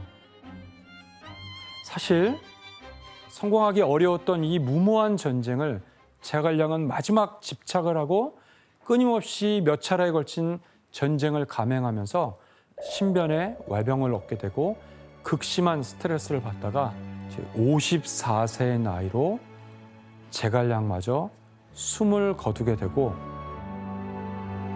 촉한의 북벌은 결국 실패로 돌아가게 됐다라고 볼 수가 있어요.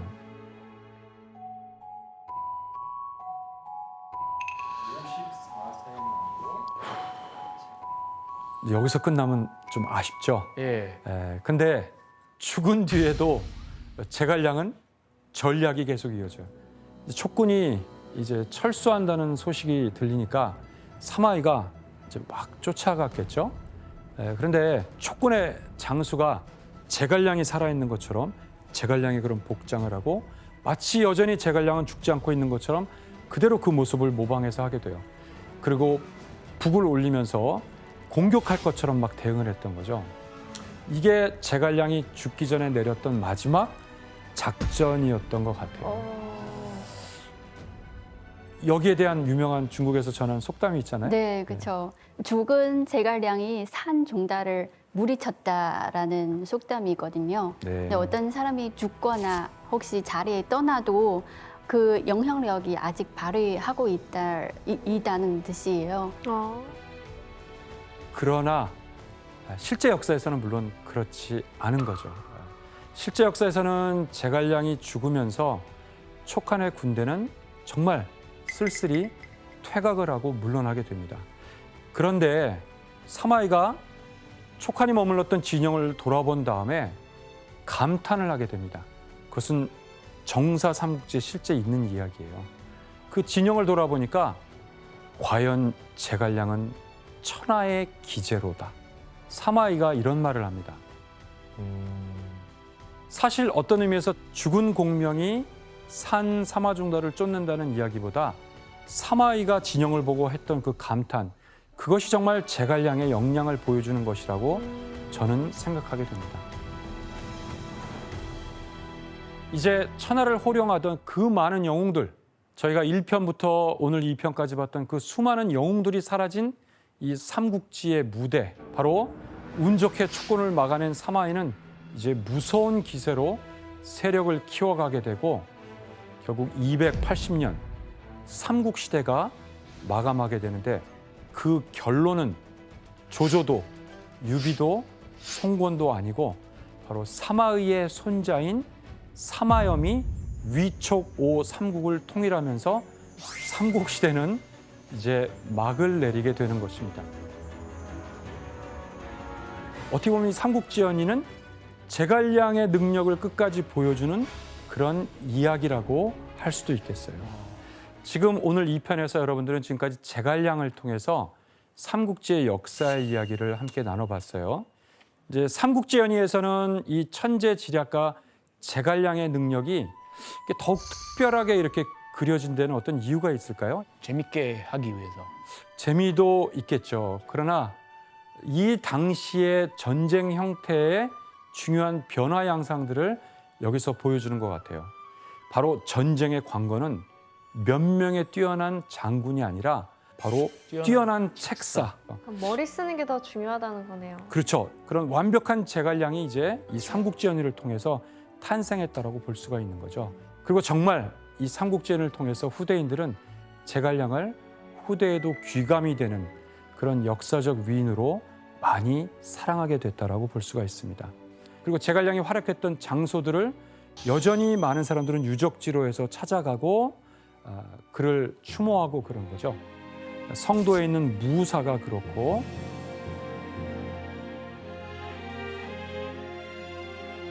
이 장소에는 제갈량의 출사표도 전시되어 있어요. 그리고 섬서성에는 제갈량의 무후묘가 있습니다. 그리고 이 제갈량이라는 인물과 그의 활약이 정말 사람들이 믿는 진짜 역사로 이제 정립되게 됐다라고 볼 수가 있어요. 그리고 지난 1996년에 손권이 통치했던 오나라 그 지역에서 수만 편의 나무에 쓰여진 목간이 발견이 됐어요. 이곳에서 약 10만여 매 총 200만 자 분량의 목간과 죽간이 출토됐고 그 안에 손권의 통치 당시의 연호가 적혀 있어요. 그리고 2018년에는 중국의 하남성, 우리가 봤던 그 허난성의 안양연에서 조조의 무덤이 거의 확실한 그 무덤이 발견이 됐어요. 그리고 2018년에는 중국의 하남성, 우리가 봤던 그 허난성의 안양연에서 조조의 무덤이 거의 확실한 그 무덤이 발견이 됐어요.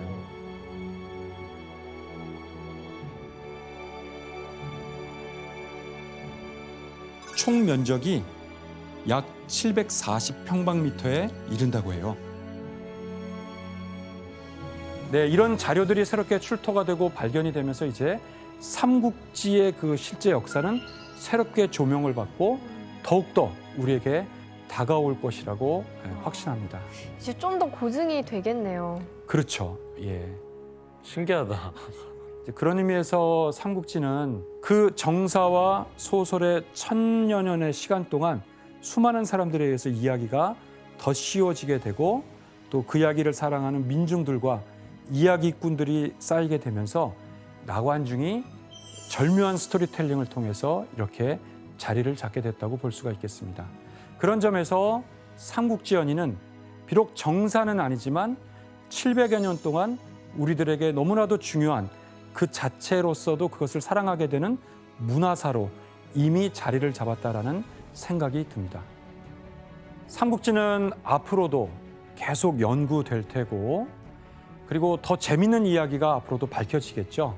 그때 여러분도 오늘 들은 이 내용으로 삼국지를 자신만의 시선으로 해석할 수 있기를 바라면서 오늘 이 시간을 마무리하겠습니다.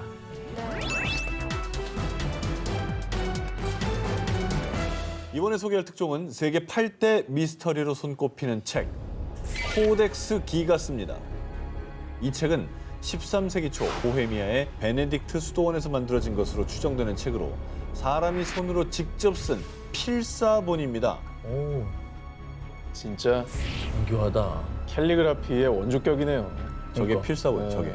컴퓨터로 찍어낸 것 같아. 그러니까 인쇄체 같아.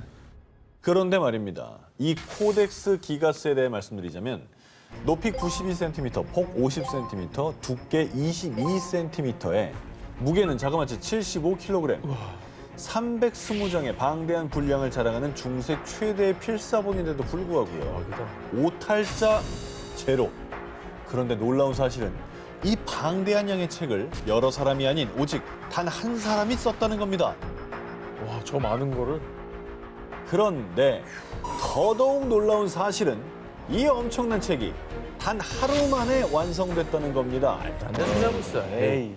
사람이 쓸 수 있는 그 시간이 있는데 요즘 펜도 아니고 옛날에 그 뭐 일일이 딱 찍어 썼을 거 아니에요. 아니 속기사도 힘들어. 저 큰 걸 저걸 어떻게 써요? 안 되는 소리 하고 있어. 아니 때려쳐. 아니 말도 안 되는 소리 하고 있어. 총상가리 먹고 안 죽은 거 상식적이야 그러면? 그건 뭐 잘못. 아니 그걸 이렇게 옆으로 뱉을 수도 있잖아. 뱉었어 케이크를? 13세기 베네딕트 수도원의 수도승 헤르만은 규율을 어긴 죄로 끔찍한 형벌을 받게 됐다는데요. 그러자 제가 우리 수도원이 영원히 예찬받을 수 있도록 내일까지 엄청난 책을 만들겠습니다. 제발 형벌을 거두어 주십시오. 하지만 하룻밤 사이에 그런 책을 완성하는 건 사실상 불가능한 일이죠. 그런데 말입니다. 진짜 어떡하지? 책만 완성할 수 있다면 내 영혼이라도 팔고 싶다. 자네 그 말 진심인가? 내가 그 책을 완성시켜 줄 테니 나와 계약하지. 그리고 헤르만은 악마에게 감사의 의미로 책 577페이지의 증거를 남겨놨는데요. 바로 이 악마. 그래서 코덱스 기가스의 또 다른 이름이 악마의 성경입니다. 네, 내가 볼 때는 저 책의 신비감을 높이기 위해서 좀 만들어낸 얘기가 아닐까요? 스토리텔링이다. 그렇지. 그럼 하루만에 쓴 것도 뻥이다. 마케팅이다. 아니 저걸 파는 게 아니잖아요. 하루에 계약을 해서 쓴다는 안 되지. 자체가 말이 안 되잖아. 자, 책의 탄생 과정도 너무나 미스터리하지만 또 하나 미스터리한 건 코덱스 기가스의 중간에 8페이지가 감쪽같이 사라졌다는 건데요. 누군가 이게 이제 필체가 달랐다거나 너 더 줬구나. 함께 만들었다는 증거가 있는 것도 와, 좋은 거 좋네. 아니야? 8장을. 제일 양 많은 8장을 누구한테 맡겼네, 보니까. 와, 진짜 무지하게 안 믿는다 정말. 미치겠네. 계속 이어드리는 특종입니다. 미스터리 마니아들 사이에서도 여전히 풀리지 않는 아주 미스터리한 책입니다. 바로 보이니치 필사본입니다. 이 책은 들어보셨나요? 보이니치 필사본? 뭐 다양한 식물들이나 뭐 이런 게 그려진 책인 것 같은데. 역시 관찰력 좋아요. 식물 도감인가요? 여러 가지가 있죠. 자, 보이니치 필사본은 1912년 세상의 존재가 드러나자마자 언어학계에 대파장을 일으켰습니다. 왜? 탄소 연대 측정 결과 15세기에 쓰여진 것으로 추정되는데 문제는 이 책에 쓰인 문자가 지구상의 언어가 아니었던 겁니다. 또 이 스토리 또 만든다, 또. 아니, 지구상의 언어가 아니라 이제 암호였겠지. 자기네들 쓰는 남들 못 알아보게 하는 거. 그걸 외계어로 또 둔갑을 시켰네. 그러니까 우리가 아는 문자 중에 이게 없었다는 거잖아요. 보이니치 필사본은 약 240페이지 분량으로 문자의 형태를 보면 라틴어와 비슷한 것도 같고 다양한 채색 사파도 있지만요. 이 문자가 대체 무슨 언어인지, 책이 무슨 내용인지 해독 불가. 그동안 전 세계 수많은 언어학자, 암호학자, 심지어 수학자들까지 해독하려 했지만 단 한 단어도 성공하지 못했는데요. 대신 학계에서는 나체의 여인, 식물, 별 등 다양한 사파가 그려진 것으로 봐서 약초학, 천문학, 우주학, 연금술 등을 담은 일종의 백과사전 같은 책으로 추측했습니다. 우와. 아니면 뭐 아예 문명 자체가 우리가 모르는 문명이 존재했다 사라졌다거나 이러면 가능한 얘기 그건 아니에요? 가능한 얘기다. 그죠? 외계어라기보다는. 문헌도 없이 그냥 사라져버린 거죠. 15세기에? 네. 불가사의 그 자체인 보이니치 필사본. 그런데 최근 이 미스터리한 책을 해독하는데 과학적인 진전이 있었습니다. 2018년 캐나다 한 대학의 연구진들은 인공지능을 활용한 결과 예, 보이니치 필사본의 문자는 히브리어에 기반을 둔 겁니다. 보이니치 필사본이 히브리어에 기반을 두었고 책의 일부는 여성 건강 관련 내용이라 추측했는데요. 반면 2019년 영국의 제라드 채셔 박사는요. 아닙니다. 그 문자는 원시 로마의 사어입니다. 보이니치 필사본 속 문자가 원시 로마의 사어이며 육아정보, 심리학, 민간치료법 등이 담겨있는 것이라 주장했는데요. 학계에서는 여전히 의견이 분분한 상황. 보이니치 필사본은 암호학계의 성배라 불리며 여전히 베일에 쌓여 있습니다. 역사 미스터리 그날 19, 12일 공개합니다. 역사를 뒤흔든 모모. 자, 이번엔 두 기자님께 상식적인 질문을 하나 드려볼게요. 아메리카 대륙은 누가 발견했죠? 콜럼버스라고 얘기를 바라죠? 네. 절대 그렇지 않습니다. 예. 누군가요? 아메리고 베스푸스인가요? 아니에요. 아니에요? 아닙니다. 그러면 누구냐니까요. 그걸 내가 어떻게 합니까? 아니, 그 둘은 아닌 건 내가 알고 있어요. 학교 다닐 때 우리는 1492년 콜럼버스가 아메리카 대륙을 발견했다고 배웠는데요. 그런데 말입니다. 콜럼버스의 발길이 닿기도 전에 아메리카 대륙을 다른 유럽인이 먼저 발견했다면 믿으시겠습니까? 다른 유럽인이요? 네. 그래, 유럽인. 그래서 이제 그 왜 아메리카 대륙으로 부르느냐, 이제 아메리고 베스푸치 때문에 아메리카로 부른다. 그런 얘기가 있죠. 라고 했는데 그것도 아닌 걸로 알고 있습니다. 다른 유럽인이 있었다고 알고 있어요. 자, 우리의 상식을 뒤엎는 미스테리한 이 사실은요. 한 동전 때문에 세상에 드러났습니다. 그렇지. 1957년 고고학자 멜그랜과 에드룬게가 미국 메인주의 고다드 유적지에서 유물을 발견하던 중 의문의 동전들을 발견했는데요. 이거 생전 처음 보는 동전인데? 엄청 오래돼 보이는데 정체를 모르겠네. 이후 22년이 흐른 1979년 또 다른 고고학자들이 메인주에서 발견된 동전, 일명 메인 페니를 감정한 결과 이 동전은 11세기 노르웨이의 바이킹들이 쓰던 동전입니다. 이는 콜럼버스보다 무려 약 400년 앞선 11세기 후반 북유럽의 바이킹들이 아메리카 대륙에 발을 내디뎠다는 증거일 뿐만 아니라요. 바이킹 부족과 아메리카의 원주민이 교류했다는 증거라고 주장했습니다. 메인주까지 항로가 되게 짧을 것 같긴 해요. 가능하죠. 위로 이렇게 그린란드 아예 위로. 왜냐면 메인주 자체가 오른쪽 맨 위에 있는 데잖아요. 그렇죠. 그러니까 가능할 것 같긴 한데 근데 그게 11세기라니까 놀랍네요. 어쨌든 근데 콜럼버스 전에 바이킹과 교류를 했다는 게 밝혀지면은 뭐 새로운 역사를 쓰는 또 중요한 단서가 되겠네요. 그렇죠. 네. 일부 전문가들에 따르면 아메리카 대륙에 콜럼버스보다 바이킹들이 먼저 도착했다는 걸 뒷받침해주는 또 다른 증거가 있다고 하는데요. 1960년대 캐나다 동부 뉴펀들랜드 섬에서 11세기 초반 바이킹들의 유물이 발굴됐는데요. 메인주에서 발견된 메인 페니 역시 11세기 바이킹들이 아메리카 대륙에서 실제 사용했다는 것이 밝혀진다면 바이킹이 아메리카를 먼저 발견했다는 사실을 좀 더 뒷받침하는 사료가 되는 것입니다. 하지만 일각에서는 이 동전이 과거 아메리카 대륙에서 바이킹들이 실제로 사용한 동전이 맞는지에 대한 의문을 제기했고요. 11세기에 만들어진 동전을 도대체 누가 어떻게 왜 아메리카 대륙까지 가져갔는지는 정확한 기록이 없어 미스테리로 남아 있습니다. 역사 미스터리 그날 19 11위 공개합니다. 고려의 삼별초는 어디로 갔을까? 1231년 고려를 침략한 몽골. 40년간 이어진 긴 전쟁에 지친 고려는 1270년 몽골의 항복을 선언했는데요. 그런데 이 항복을 받아들일 수 없어 끝까지 대몽 항쟁을 이어간 부대가 있었으니 바로 고려의 최정예 부대 삼별초. 하지만 결국 여몽연합군의 엄청난 병력에 밀려 1273년 제주도에서 모두 섬멸. 그렇게 삼별초는 최후를 맞은 것으로 전해지고 있습니다. 저도 그 삼별초 유적지를 방문한 적이 있는데 그 제일 전 기억에 남는 게 그 저 멀리 바다에서 이제 여몽연합군이 올 거를 대비해가지고 성벽을 쌓았어요. 굉장히 튼튼해요. 그때 만든 건데도 이게 팍 쳐도 뭐 넘어가지도 않고 이게 팍 쳐도 뭐 넘어가지도 않고. 쳤어요? 유적지를 훼손했다는 쳤어요? 건데. 아니 근데 죄송한데 친 게 아니라 네네. 경찰에 신고해도 됩니까? 사람이 보면 모릅니까? 네. 헉 쳤다고 상상을 해봤는데 안 보통- 넘어갈 것 같다는 상상이 됐어요. 보통 그냥 보기에도 되게 튼튼해 보이더라. 이렇게 제가 정도 표현이 굉장히 짧네요. 표현이 무지하게 짧습니다. 그런데 말입니다. 어쩌면 삼별초의 역사는 제주도에서 끝난 것이 아닐지도 모릅니다. 아주 의외의 곳에서 삼별초의 흔적이 발견된 건데요. 지난 2007년 일본의 고고학자인 아사토 스스무의 충격적인 주장. 고려의 삼별초가 류큐 왕국의 건국 과정에서 많은 도움을 줬을 것으로 보입니다. 류큐는 12세기까지만 해도 수렵 채집사회였습니다. 그런데 갑작스럽게 농경사회로 발달. 15세기에는 일명 류큐 왕국이 건국됩니다. 배경을 알 수 없는 너무나 갑작스러웠던 류큐 왕국의 출현과 빠른 성장에 많은 역사학자들은 의혹을 가지고 있었는데요. 그런데 일본의 고고학자가 류큐 왕국 탄생의 비밀 퍼즐을 바로 삼별초라고 주장한 겁니다. 야, 근데 가능성 있을 것 같아. 끝까지 항쟁했거든요. 끝까지. 진짜 아예 포기를 몰랐던 가능성- 분들이니까. 네, 포기를 모르고 가능성이 정말 1도 안 되는 그 상황에서 밀렸으면 거기까지 갔을 수 있을 것 같아요.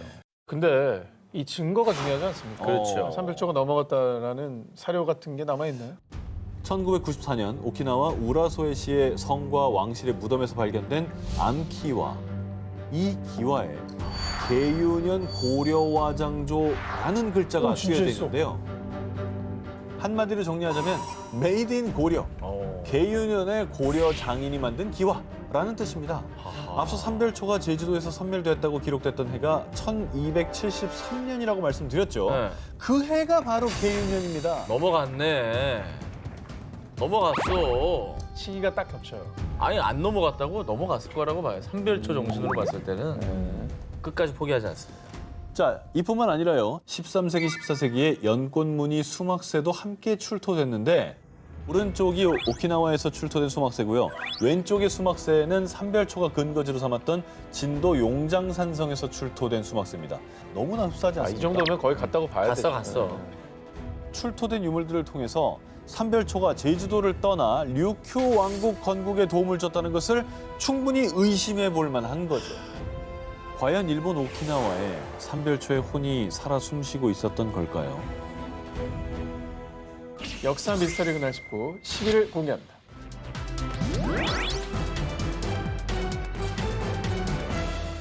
자, 이번 역사 속 미스테리는요. 13세기 고려 시대 몽골군으로부터 나라를 지켜낸 혁혁한 공을 세우고 관직까지 올랐지만 어쩌면 우리는 잘 몰랐던 신비로운 한 인물에 대한 미스테리입니다. 자, 이분의 후손들 사진을 보여드릴게요. 베트남 남북부 문화탐방?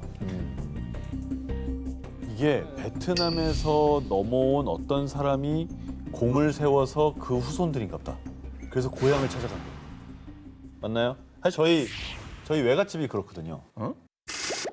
저희 외갓집이 화산이 씨인데. 화산이 씨. 예. 자, 지금부터 소개해드릴 역사 속 미스테리한 인물은 바로 화산이 씨의 진짜요? 진짜야? 본인 집안 얘기네. 그걸 몰랐어 어떻게? 몰랐어요. 진짜요? 잘 들으세요. 이게 집안 얘기하는 거니까. 나 진짜 몰랐는데? 아, 이런 게 진짜로. 있었어요? 아, 집안 얘기를 내가 해주고 있잖아요. 자, 화산이 씨의 저런 게 있었네? 중시조였던 화산군 이용상입니다.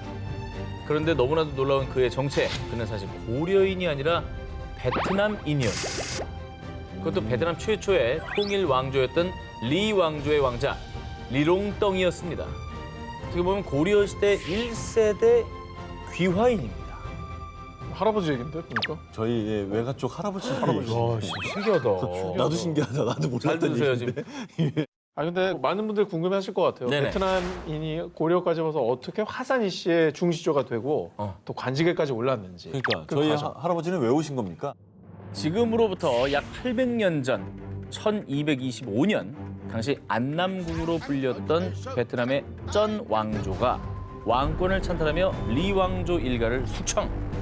리 왕조의 왕자 리롱덩은 가까스로 일행들과 배를 타고 송나라로 향했습니다. 자, 그런데 여기가 도대체 어디란 말이오? 왕자님, 아무래도 저희 고려에 온 것 같습니다. 고려 황해도 옹진반도 지역에 도착한 겁니다. 아, 그래서 저희 외가가 황해도인가요? 어머! 황해도요? 저희 외할아버지 외할머니가 사리원이랑 해준가 그래요. 이재용은 별명이 베트남 왕자입니다. 그래요? 네, 진짜오? 진짜오. 이 형이 쌀국수 좋아하는 이유가 있었는데. 나 쌀국수 좋아. 쌀국수 좋아하잖아. 맨날 쌀국수 먹자 그러고. 그리고 리롱덩 일행이 외국인임에도 고려인들에게 배척당하지 않았던 미스테리는 당시 고려의 상황을 이해하면 쉽게 풀립니다. 당시 고려는 무역항인 병란도를 통해서 송나라, 대식국 등 다양한 나라와 교류를 했기 때문에 외국인인 리롱덩 일행을 배척하지 않고 자연스럽게 자국민으로 받아들일 수 있었는데요. 그뿐 아니라 리롱덩 왕자는 한자에 능숙했기 때문에 다행히도 필담을 통해 고려인들과 소통을 할 수 있었고 무사히 고려에 정착할 수 있었다고 합니다. 전 베트남 왕자, 현 고려인이 된 그 역사의 한 페이지를 화려하게 장식하는 일이 있게 됩니다. 1253년 몽골군이 고려에 침입하자 한 놈도 살려두지 마라. 고려를 지켜라. 마을 수령 그리고 함께 정착한 안남국 사람들과 군대를 편성, 고려의 장수로 몽골군에게 맞서 고려 영토를 지켜냈는데요. 이에 고종은 그의 공을 인정해 그를 화산군으로 책봉했고요. 관직과 함께 성을 하사, 그는 리롱덩에서 화산이 씨의 중시조 이용상으로 역사에 발자취를 남겼습니다. 그리고 파란만장한 역사를 지나 약 800년 뒤 1995년 화산이 씨들의 베트남 방문을 시작으로 2018년에도 응웬 부뚜 주한 베트남 대사가 경북 영주시의 화산이 씨 집성촌 등을 방문하는 등 이용상의 후손들은 베트남과 한국으로 가며 교류하고 있습니다. 자, 이번에도 표류 때문에 벌어진 한 사람의 미스테리한 삶에 대한 얘기입니다. 1801년 당시 조선엔 제주도에 표류해온 외국인들이 있었는데요. 그런데 한 번도 들어본 적이 없는 언어를 구사하는지라 이들의 국적을 알 길이 없어 고국으로 돌려보내지 못하고 있었습니다. 그런데 약 9년 뒤 전하, 그 자를 데려와 보면 어떻겠나이까? 구세주처럼 등장한 한 사람. 그는 외국인들과 말을 주고받더니 이들의 국적이 여송, 지금의 필리핀이라는 사실을 알아냈고요. 덕분에 무사히 고국으로 돌려보낼 수 있었습니다. 누가 필리핀 말을 할 줄 알았대? 따갈로그어를 할 줄 알았다는 거예요? 자, 조선 최초 필리핀어 통역사라 할 수 있는 그의 정체. 사실 전라도 우이도에 사는 한 홍어장수였습니다. 자, 그렇다면 그가 어떻게 필리핀어를 구사했느냐? 1801년 12월 홍어장수 문순득은 풍랑을 만난 뒤 구사일생으로 어딘가에 도착했는데요. 야, 표류해서 필리핀까지 갔다고요? 자, 그가 도착한 곳은 필리핀이 아니라 반갑습니다. 류크는 당신을 환영합니다. 아까 삼별초가 건국에 도움을 줬다는 곳이 바로 그 오키나와 류큐국이잖아요. 예, 그렇죠? 예. 당시 조선에 사신을 보내며 교류했던 류큐인들은요. 조선인 문순득을 반기며 극진하게 대접. 그리고 약 8개월간 류큐에서 생활하던 문순득에게 드디어 청나라로 떠나는 사신을 통해 조선으로 돌아갈 길이 열렸습니다. 그런데 여성에 오신 걸 환영합니다. 무슨 운명의 장난일까요? 또 풍랑을 만나서 이번엔 필리핀 여성국에 도착한 그는 이곳에서 약 9개월 동안 쌀무역을 도우며 여비를 버는 등 강인한 생존력으로 집에 갈 날만을 손꼽아 기다렸죠. 자, 그리고 현재의 마카오인 오문에서 또 3개월을 보낸 뒤 청나라를 거쳐 무려 3년 2개월 만인 1805년 1월 마침내 조선으로 돌아왔습니다. 아니 근데 표류한 거리 생각하면 3년이면 금방금방 갔네. 거의 뭐 아시아의 하멜이네요. 하멜이죠. 문순득의 표류가 특별한 이유, 그가 당시 머물렀던 필리핀은 스페인의 식민지였고 마카오는 포르투갈의 거류지여서요. 그는 유럽 문화를 접한 조선 최초의 서민인 셈입니다. 그러네요. 조선 그 어느 기록에도 없는 생생한 경험을 한 문순득의 이야기는요. 우이도에 유배 중이던 실학자 정약전이 표해시말로 기록해 남겼습니다. 당시 류큐, 여성, 오문 등 잘 알려지지 않았던 나라들의 문화와 생활상, 의복과 선박구조, 기후뿐 아니라 100여 개의 류큐어, 필리핀어까지 기록, 학술적 가치가 높다고 평가를 받고 있습니다. 와 저기에 류큐어하고 필리핀어를 기록해놨구나. 학술적 가치가 높죠. 높지. 그럼 마카오에서 그러면 저기 우리 에그타르트 이것도 먹은 거 아니에요? 먹었겠지. 먹었을 거 아니에요? 비싼 거 먹었겠지. 그럼. 와, 이 사람 진짜 대박이다. 뜻하지 않게 난민이 됐지만 역사의 한 페이지를 장식한 이들. 우연에서 시작된 미스테리는 역사 속에서 창대한 발자국을 남겼습니다. 역사 미스테리 그날 19, 8일을 공개합니다. 조선판 셜록의 미스테리 사건 일지. 자, 이번 특종의 주인공은 수령이 지켜야 할 지침을 담은 목민심서를 쓴 실학자이자 세계 문화유산인 수원 화성을 건설하기 위해 거중기를 구안해낸 과학자로 여러 방면에서 활약한 다산 정약용 선생입니다. 그런데 조선 최고의 실학자였던 그가 일명 조선판 셜록으로 범죄 수사에도 탁월한 능력을 갖추고 있었다는 사실 알고 계셨습니까? 범죄 수사요? 순조 1년 천주교 신자라는 이유로 의금부에 체포된 뒤 유배 생활을 하게 된 정약용. 그는 18년의 유배 중 무려 500여 권의 저서를 남겼습니다. 그 중에서도 억울한 죄인을 없애기 위해 쓴 형법서 흠음신서는요. 수백 년이 지난 지금까지도 법조인들의 필독서로 손꼽히고 있습니다. 자, 그런데 말입니다. 이 흠음신서 속에 아주 미스테리한 사건이 담겨 있습니다. 때는 1814년 12월 전라도 나주. 서로를 꼭 끌어안은 한 남녀가 온몸이 불에 탄 상태로 발견됐습니다. 당시 초검을 시행한 나주 관아에서는 한동안 비어있던 방에 갑자기 불을 떼면서 연기가 발생. 두 사람이 질식한 상태에서 불이 소못에 옮겨 붙었다며. 그러니까 이 질식과 화재로 인한 사고사다. 땅땅땅 결론 내렸습니다. 그런데 이 판결에 의문을 제기한 사람이 있었으니 조선판 셜록 정약용이었습니다. 이게 근데 괜히 그러셨을 것 같진 않고 당연하죠. 뭔가 이상하다 이렇게 본 거죠. 난 이 사건을 인체 자연 발화 사건이라고 이름 짓겠네. 인체 자연 발화? 그렇습니다. 먼저 정약용은 구두를 덮일 때 일어나는 연기는 독이 없기 때문에 질식사할 수 없다고 주장. 그리고 조사 좀 제대로 하라고. 털에 올려놓은 발은 멀쩡한데 몸과 다리가 불탔잖소. 남성 시신의 음경이 발기된 상태로 지나친 음욕으로 장기에서 음화가 발생해 사망했고 이후 불이 몸 밖으로 번져 몸을 태운 거라고 주장한 것입니다. 근데 이 현상을 보고 조선시대의 인체 발화를 생각했다는 게 그게 진짜 대단한 거죠. 근데 굉장히 인체 발화 사건이 형법서의 흠음신서에 기록돼 있다는 것도 정말 신기하고 결국은 굉장히 미스터리한 사건인데 야, 이게 진실이 뭐였을까요? 역사 미스터리 그날 19, 7일 공개합니다. 삼천 궁녀 의자왕의 진실은? 두 기자님은 의자왕 하면 어떤 이미지가 떠오르시나요? 뭐 백제 마지막 왕. 삼천궁녀죠 뭐. 호색한. 호색한 같은 게 많이 떠오르죠. 뭐 정치는 뒷전이고 술에 빠졌다, 비겁하게 항복해서 백제를 멸망에 일으켰다, 무능하다. 폭군이다. 그리고 대표적으로 낙화암에 몸을 던진 삼천궁녀를 떠올리실 텐데요. 맞아요. 오죽하면 이제 한국을 빛낸 100명의 위인들 그 노래 삼천궁녀 의자왕 삼천궁녀 의자왕. 와. 둘 다 음이 이상해서 못 알아듣겠어요.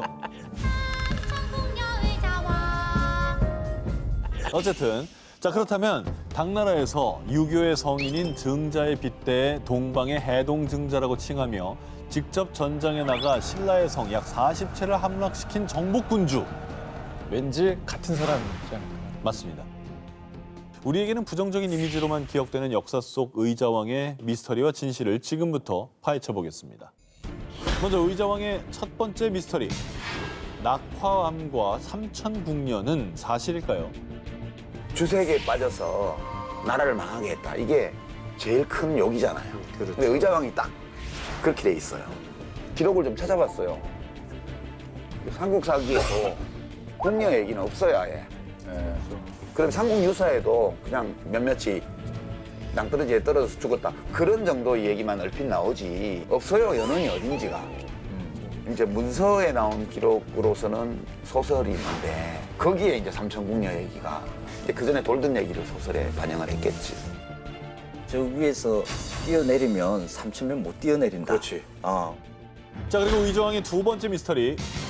의자왕이 나당연합군에게 항복해서 백제가 멸망했다.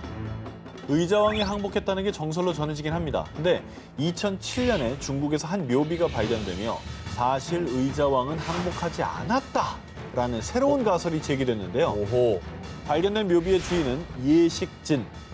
그는 백제 멸망 직전 웅진성 방비를 맡은 대장이었던 예식과 동일 인물로 추정.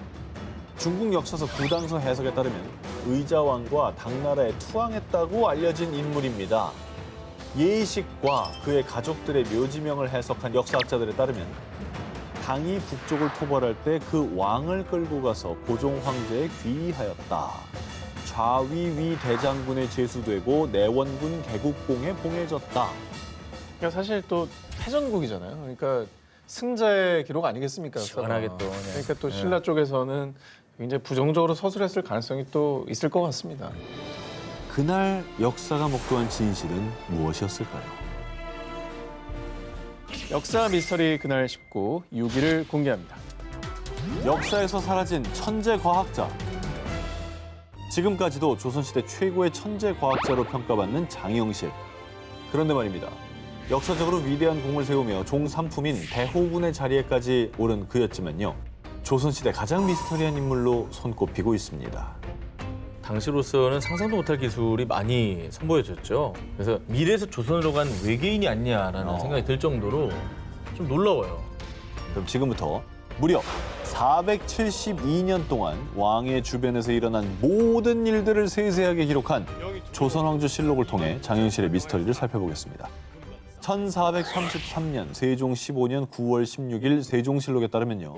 장영실은 그 아비가 본래 원나라의 소주 항주 사람이고 어미는 기생이었는데 공교한 솜씨가 보통 사람보다 뛰어나므로 태종께서 보호하셨고 나도 역시 이를 아낀다.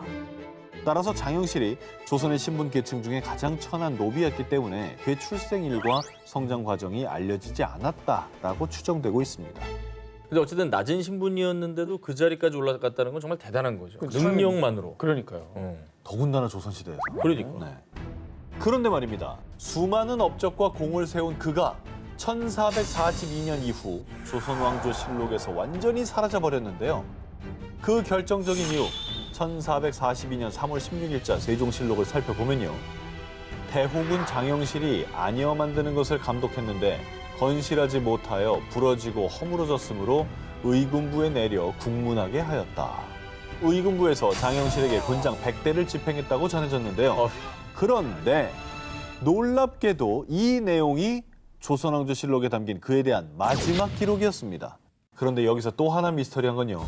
장영실과 함께 안여 제작을 책임졌던 문신 조순생에 대해서는 아무런 처벌을 내리지 않았다는 겁니다. 그리고 세종이 장영실을 파면한 것에 대해 사람들은요. 당시 천문관 측은 오직 중국, 명나라만이 할 수 있는 것이었는데 세종이 장영실이 건립한 왕립천문대 간이대로 인해서 명나라와의 외교 문제로 비화할까 봐 그를 파면시켰다고 주장하기도 했습니다.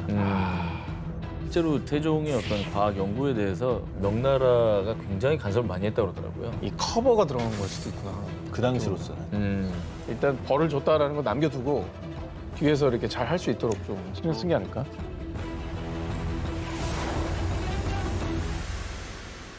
역사 미스터리 그날 19 5위를 공개합니다. 단원 김홍도의 숨겨진 부캐릭터. 힘있는 필치와 섬세한 묘사로 조선 회화로는 드물게 국보로 지정된 분선도. 조선시대 서민들의 일상을 담은 풍속과 씨름 등으로 조선의 화폭을 넓혔다라는 평가를 받고 있는 단원 김홍도. 그런데 말입니다. 1990년대 국내 미술계를 뒤흔든 충격적인 주장이 제기됐습니다. 탄원 김홍도와 일본 화가 도슈사이 샤라쿠는 같은 사람일지도 모릅니다.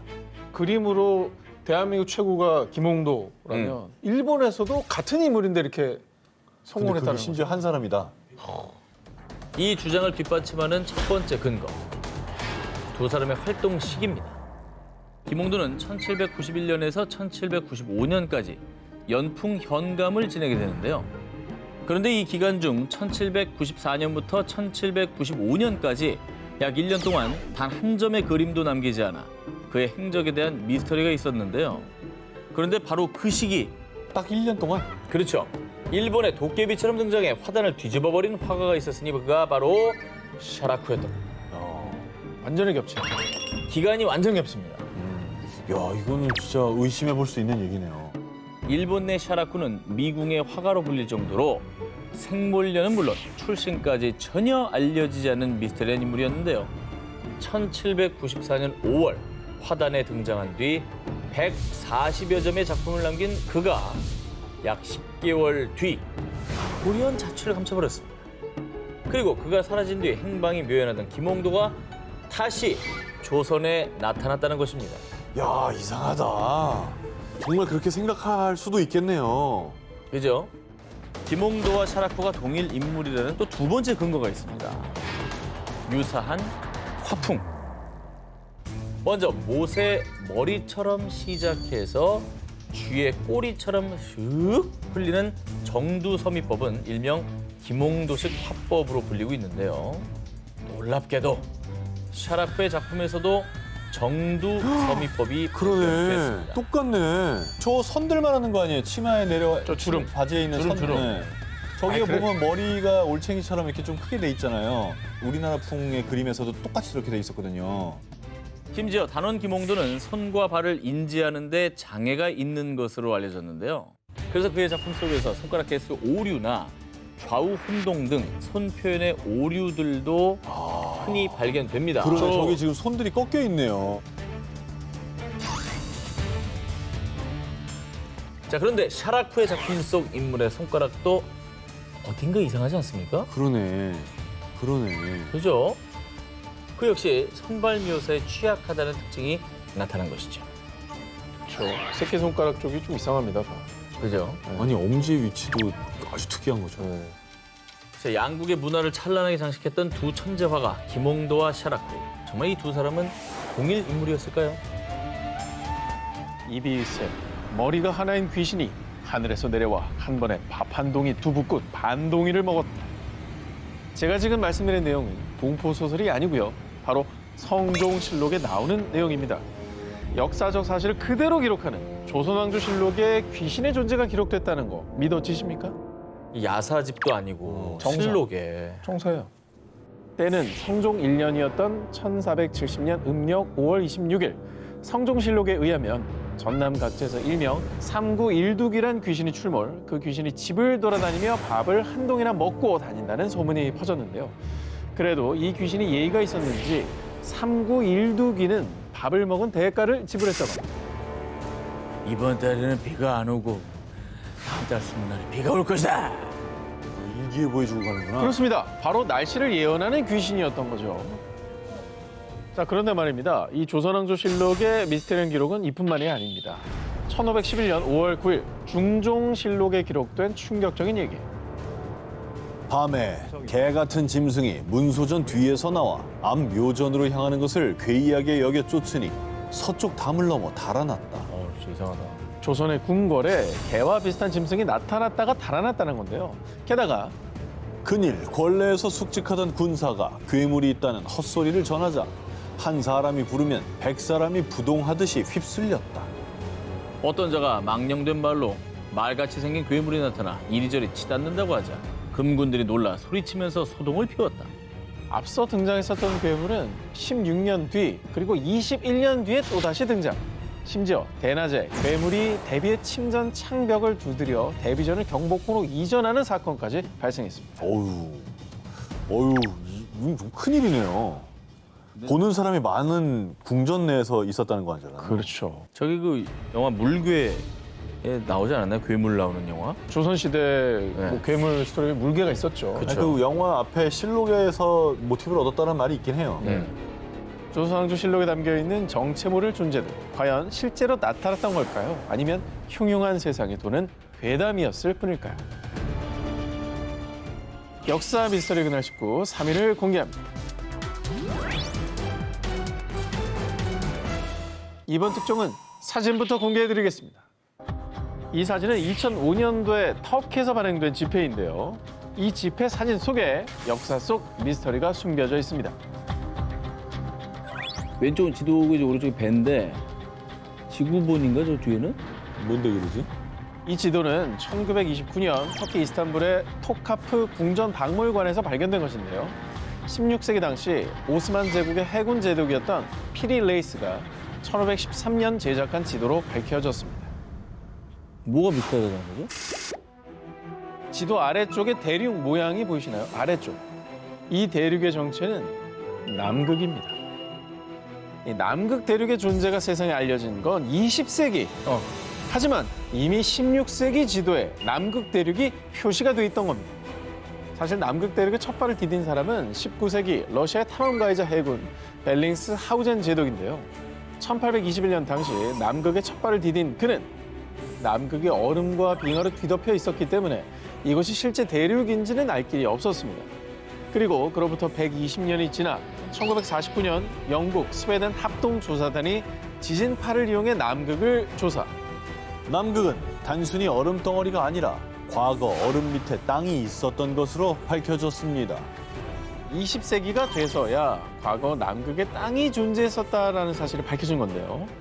공식적으로 남극의 존재가 밝혀지기 한 300~400년 전에 이미 그 오스만 제국이 남극의 존재를 알았고 그러니까 실측을 저렇게 했다는 거네. 그 당시 오스만 제국이 무역 교역을 활발히 했잖아요. 그러니까 그 당시에 뭐 항해술이 매우 뛰어나긴 했을 텐데 그 별자리 관측 도구 카마를 이용해서 배가 어느 위도에 있는지 파악을 하면서 항해를 했다고 하거든요. 대박. 근데 그러면 이 기술로 남극까지 갔다는 건데 500년이 지난 지금까지도 밝혀지지 않고 있는 고지도의 진실. 피리레이스 제독은 실제로 남극에 갔었던 걸까요? 역사 미스터리 그날 19 1위 후보 헤드라인부터 공개해 주시죠.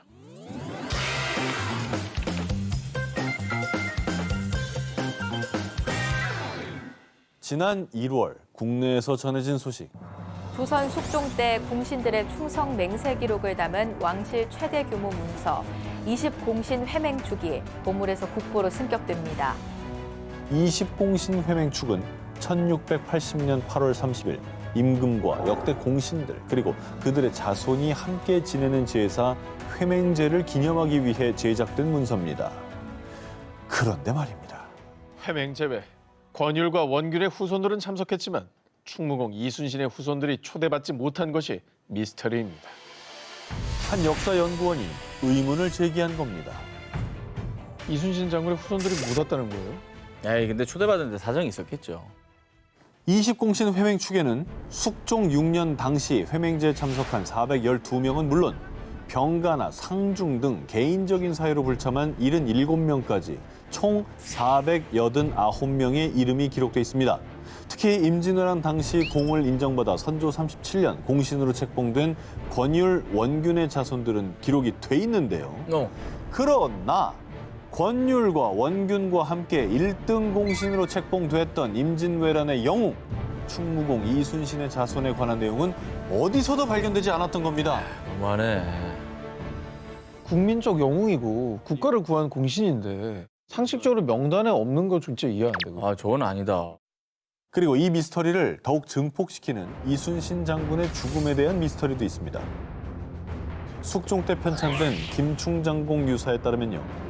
북을 치던 부관 송희립이 적탄을 맞고 쓰러지자 이순신은 투구를 벗고 돌격북을 치며 싸움에 맞서다 탄환에 맞아 죽었다. 외적의 총탄이 빗발치는 전장에서 그것도 조선 수군의 총사령관이던 충무공이 스스로 투구를 벗고 지휘를 했다는 게 쉽게 이해되지 않는 상황이죠. 전장의 뒤에서 그럼. 사기를 북돋으면서 지휘를 해야 되는데 갑자기 투구를 벗고 싸운다? 이거 말이 안 되죠. 당시 동인과 서인의 당파 싸움이 극심한 시기였고요. 이순신 장군은 전쟁에서 승리하고 돌아가봤자 정치적 희생양이 될 것으로 판단, 후손들에게까지 화가 미칠까 봐 전장에서 투구를 벗고 일부러 총탄에 맞아 전사했다는 자결설도 있고요. 진짜? 자신의 죽음을 위장하기 위해서 아산 어리산 인근에서 15년간 칩거 생활을 했다는 은둔설도 있습니다. 지금도 이순신 장군의 죽음에 대한 의문이 여러 가지로 제기가 되고 있습니다. 어쨌든 뭐 제일 유명한 건 이제 이순신 장군과 선조 사이에 갈등이 있었다는 거잖아요. 네. 백의종군 시키고 그렇죠. 약간 자기보다 영웅시 되는 걸 부러워했다 뭐 이런 질투했고. 얘기도 있고 가설이긴 하지만 결국 이건 문서로 남아 있는데 후손까지 초대장에 이름이 없었다고 한다는 거 뭔가 있었다는 거를 증명하는 거죠. 역사 미스터리 그날 19, 저 전 기자의 1위 후보를 공개합니다. 1392년 태조 이성계가 건국해 무려 500년이 넘는 기간 동안 27명의 왕이 집권했던 조선. 그런데 말입니다. 조선은 유독 젊은 시절에 병사한 왕이 많았습니다. 그래서 이제 조선 왕의 죽음에 대한 의혹이 끊이지 않고 있습니다. 자, 지금부터 공식적으로 인정된 바는 없지만 암살 음모론에 휩싸였던 조선 왕들의 미스터리한 죽음에 대해 낱낱이 파헤쳐보겠습니다. 대표적인 암살 음모론의 주인공, 독살설로 인해서 재임 기간 내내 왕권을 위협받은 조선의 21대 왕 영조의 이야기입니다. 1724년 8월 20일 때는 영조가 연인군으로 불리던 시절, 그의 이복형인 조선 20대 왕 경종은 게장과 감을 먹은 뒤 복통을 호소했습니다. 점차 병세가 악화되며 의식마저 흐려지던 상황. 이에 당시 연인군은 어이들의 반대에도 인삼과 부자를 달인 삼부차를 처방하라 지시했습니다. 그런데 바로 다음 날인 8월 25일 갑작스럽게 승한 경종. 이에 당시 장안에서는요. 혹시 그 궁합이 안 좋은 게장과 감을 올린 것도 연인군의 소행 아니야? 연인군이 경종을 제거하기 위해서 상극인 게장과 감을 올려서 배탈을 유발했다는 소문이 확산, 경종 독살설이 제기됐습니다. 심지어 1728년 영조 4년엔 경종 독살설 등의 이유로 이인좌의 난이 발발, 이후 전국적인 대규모 반란으로 이어지기까지 했습니다. 영조는 주기 초부터 무려 30년 이상 선왕을 독살한 왕이라는 꼬리표를 달고 살아야 했습니다. 야. 그래서 저기 영화 사도 보면 그 영조를 연기했던 송강호 씨가 그 얘기를 하잖아요. 니들 또 그 얘기냐? 내가 아니라고 그러지 않냐? 이게 계속 그 얘기를 하는 거예요. 경종 독살설에 대해서. 이게 왕세자가 아니라 왕세제였잖아요. 그렇죠. 그러니까 더 오해를 샀던 것 같아요. 자, 다음은 역대 조선 왕 중에 가장 강력한 독살설이 제기된 왕 고종입니다. 1919년 1월 21일 덕수궁에서 사망한 고종의 사인은 뇌내출혈 혹은 심장마비로 인한 자연사로 발표. 하지만 건강했던 고종이 하루아침에 승하하자 이를 고지고대로 믿는 이는 아무도 없었습니다. 그리고 이를 목격한 친일파 윤치호의 일기에도 독살로 의심되는 정황이 기록되어 있습니다. 건강하던 고종 황제가 나인이 올린 식혜를 마신 후 심한 경련을 일으키다 세상을 떠났다. 게다가 고종의 치아가 모두 빠져 있었으며 목 부위에서부터 복부까지 30cm가량의 검은 줄이 길게 나 있었고 고종 승하 직후 2명의 궁녀가 의문사했다고 합니다. 아니 원래 근데 왕한테 뭐 올릴 때는 그 기미상궁이 다 음식 맛보게 돼 있는 거 아니었어요? 그렇죠, 그렇죠. 그럼 기미상궁이 먼저 죽었거나 기미상궁이 범인인가? 저기 혼자 다른 녹화하지 마시고 여기 좀 참여해 주세요. 혼잣말 자꾸 하지 마세요. 실제로 일본이 사주한 고종 독살설이 대두되자 일본은 고종의 사인이 자연사라 주장하며 해명했지만 의혹은 가라앉지 않았고요. 이는 3.1운동으로까지 이어지기도 했습니다. 조선 왕조 암살 미스터리, 과연 어떤 비밀이 숨겨져 있을까요?